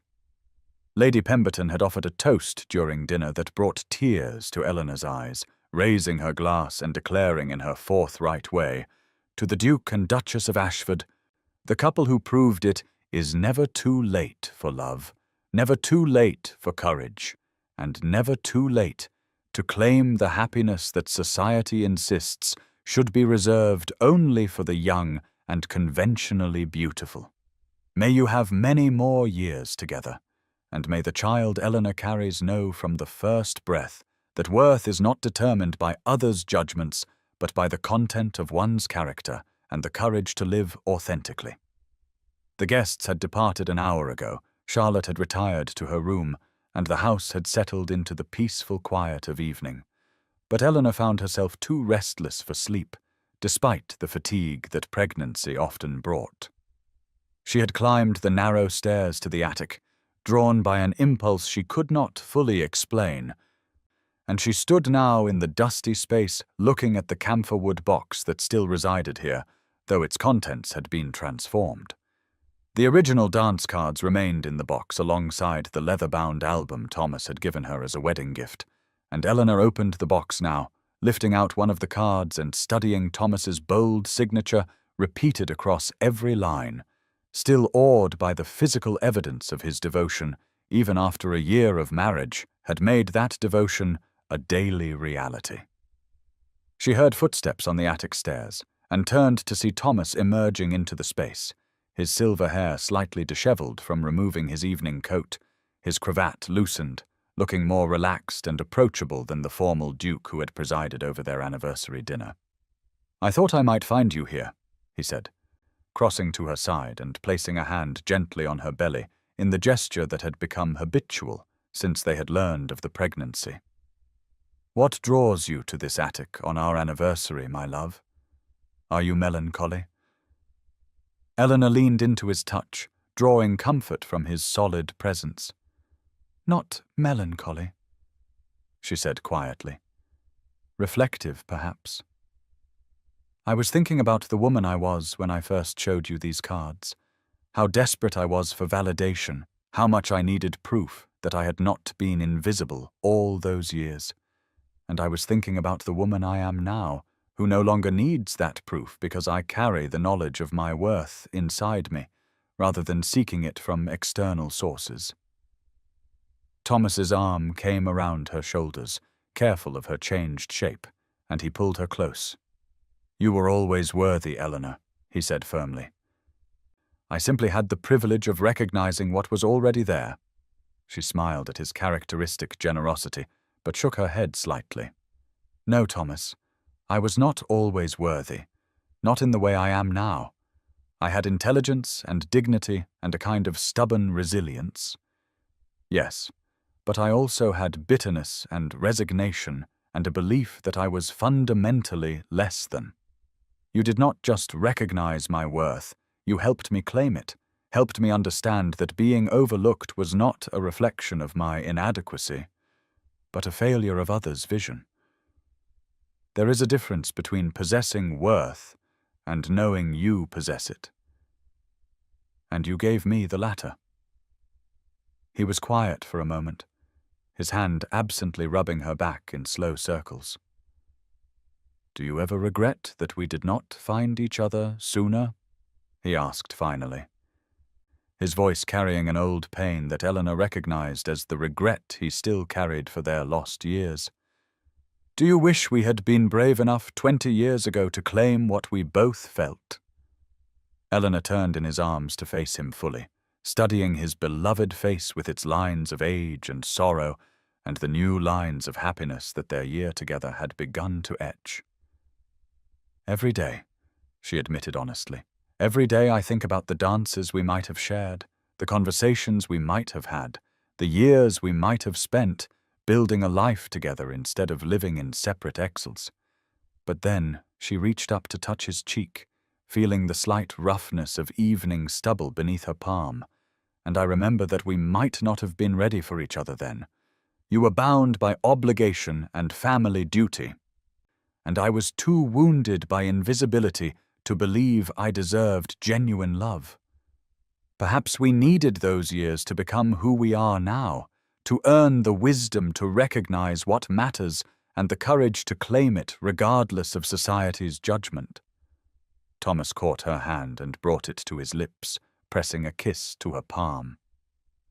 "You are wiser than I deserve," he murmured. "I am still learning to forgive myself for my cowardice, but you are right that perhaps our youth would not have served us as well as our age has.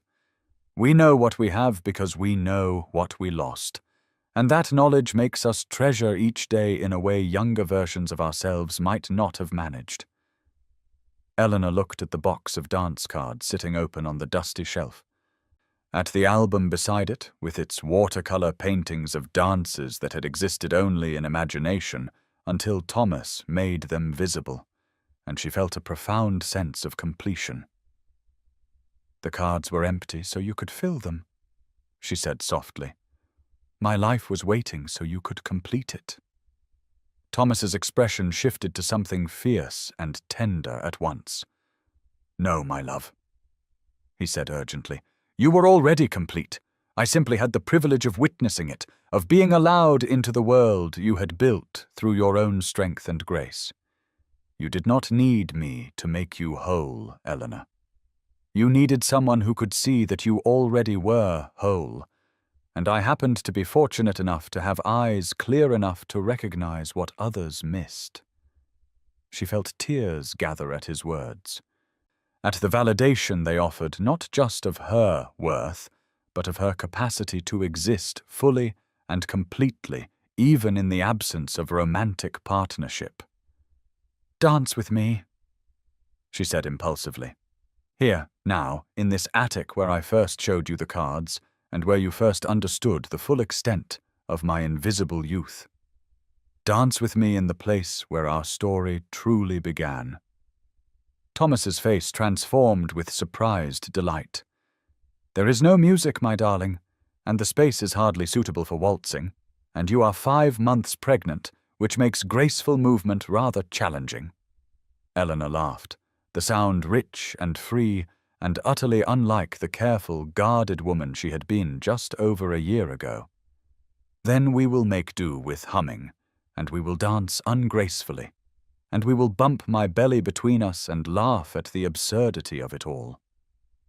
This is the dance I will remember, Thomas, not the perfect waltz at the Pemberton ball or the elegant first dance at our wedding breakfast, but this one, here, now, with no witnesses and no music and nothing but the choice we make every day to be present with each other in the small, imperfect moments that actually comprise a life." He smiled and pulled her into his arms, adjusting his hold to accommodate the swell of her pregnancy, and began to hum a waltz, the melody slightly off-key but recognizable as the same waltz they had danced to at the Pemberton ball when he had proposed so publicly. Eleanor rested one hand on his shoulder and allowed him to take her other hand in his, and they began to move slowly through the dusty attic, their steps uncoordinated and frequently interrupted when her belly bumped against him or when one of them stumbled over an uneven floorboard. They laughed when she nearly tripped over a stack of old books, and Thomas steadied her with exaggerated care, and they swayed more than they actually danced. But Eleanor felt more joy in this clumsy, imperfect moment than she had felt in any of the more polished social occasions they had navigated together. "This is what matters," she said, her voice soft but certain. Not the grand gestures or the public declarations, though those had their place. But this, being chosen every day in moments no one else sees, being loved not because I am a duchess now, or because society has decided to accept our marriage, but simply because you want to dance with me in an attic with terrible lighting and no music and a pregnant belly making everything awkward. Thomas's humming faltered and stopped, and he pulled her close, resting his forehead against hers. "You have taught me more about what matters than I taught you, Eleanor," he said quietly. "I thought I understood love and devotion, but you have shown me that it is found in exactly these moments, in choosing each other not when it is easy or impressive, but when it is simply real." She closed her eyes and breathed in the scent of him, sandalwood and bergamot, and something uniquely Thomas. And she felt their child move between them, a flutter of life that seemed to bless this moment with its tiny presence. "We made a person," she marveled, as she did every time she felt that sensation. "We who were both convinced we would live out our lives alone have somehow created a life together. I am 39 years old, Thomas, and I am going to be a mother. Lady Pemberton says it is scandalous and wonderful in equal measure." His hand moved to her belly, splaying across the swell protectively. "Our child will know from the first moment that worth is not determined by whether you are chosen early or late, by whether you are beautiful or plain, by whether society approves or condemns," he said firmly. "Our child will grow up understanding that happiness delayed is not happiness denied, and that courage can be found at any age if one is willing to risk judgment for the sake of genuine connection." They stood swaying gently in the gathering dusk, the light from the single window fading to deep blue, and Eleanor looked around the attic that had been witness to so many pivotal moments in her life. Here she had hidden as a young woman, nursing her wounded pride and convincing herself she preferred solitude to the pain of continued rejection. Here she had sat with Charlotte just over a year ago, explaining why she had kept blank dance cards as evidence of her invisible youth. Here Thomas had found her examining those same cards the night before their wedding, and he had told her that the past no longer had the power to define her unless she allowed it to. The box sat open on the shelf now, no longer a shrine to pain, but a reminder of the journey she had traveled from invisibility to recognition, from resignation to hope, from believing herself fundamentally unworthy to understanding that her worth had always existed, waiting only for someone with clear enough vision to acknowledge it. The album rested beside the box, its watercolor paintings capturing dances that had never happened, but which represented Thomas's devotion more powerfully than any real dance could have, because he had imagined them, described them, commissioned an artist to make them visible when they had existed only in his memory and regret. And now, 1 year into their marriage and 5 months into an unexpected pregnancy, Eleanor understood that these artifacts, precious as they were, no longer held the same power over her. She had moved beyond needing proof of her visibility, beyond requiring external validation of her worth, because Thomas's daily choice of her his consistent presence. His ungrudging love had given her something more valuable than signed cards or beautiful paintings. It had given her the certainty that she was seen, known, and cherished for exactly who she was. "I am happy," she said, the simple declaration carrying more weight than any elaborate profession of emotion. "I am 39 years old, pregnant, married to a man who watched me from across ballrooms 20 years ago and finally found the courage to claim me. And I am happier than I ever imagined possible. Not because my circumstances have changed, though they have, but because I have changed. Because you helped me see myself as you saw me, as someone worthy of devotion and joy, and all the small, precious moments that comprise a well-lived life." Thomas resumed his humming, pulling her back into their clumsy waltz, and Eleanor laughed as her belly bumped against him again, throwing off their rhythm entirely. They danced badly in the dusty attic, two people who had found each other 20 years too late and discovered it was actually exactly on time. And below them, London continued its indifferent bustle, carriages rattling through streets and vendors calling their final wares, and all the ordinary business of life proceeding without pause or notice. But here, in this small space above the city's noise, Eleanor and Thomas created their own world, one where age was an asset rather than a liability, where past pain could be redeemed through present courage, where second chances existed for those brave enough to claim them. The box of signed dance cards would remain on the shelf, treasured but no longer needed. Because Eleanor had learned that being chosen was not what gave her worth, but rather what revealed the worth that had always been there, waiting for someone with eyes clear enough to see it. And as they swayed together in the failing light, their movements uncoordinated and frequently interrupted by laughter, Eleanor understood that this moment, this quiet dance in an attic with no music and no witnesses, was the one that would sustain her through whatever years remained, because it represented the truth at the heart of their improbable love. That being seen, truly seen, in the small, unglamorous moments was more precious than any grand gesture, and that two people damaged by time and circumstance could choose each other daily and find in that choosing a happiness that transcended every limitation society tried to impose. The dance ended as clumsily as it had begun, both of them slightly out of breath, and Thomas guided Eleanor to sit on an old trunk near the window where the last of the evening light illuminated her face. He knelt before her, his hands on her belly, and looked up at her with such devotion that she felt her throat tighten with emotion. "Thank you," he said simply. "Thank you for keeping those blank dance cards all those years so I could eventually sign them. Thank you for having the courage to receive me when I finally found you again. Thank you for choosing me despite everything that made our union improbable. And thank you for teaching me that love is not about grand gestures or perfect moments, but about showing up every day in whatever way we can manage, broken pieces and all."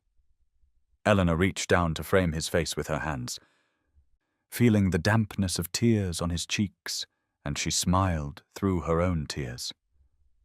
"The cards were empty so you could fill them," she said, "and my life was waiting, not incomplete but ready, for someone who could see what was already there and celebrate it rather than trying to change it.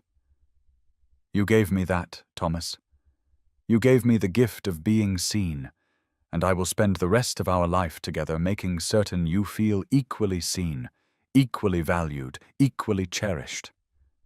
They sat thus as full darkness fell, and the stars began to appear beyond the attic window.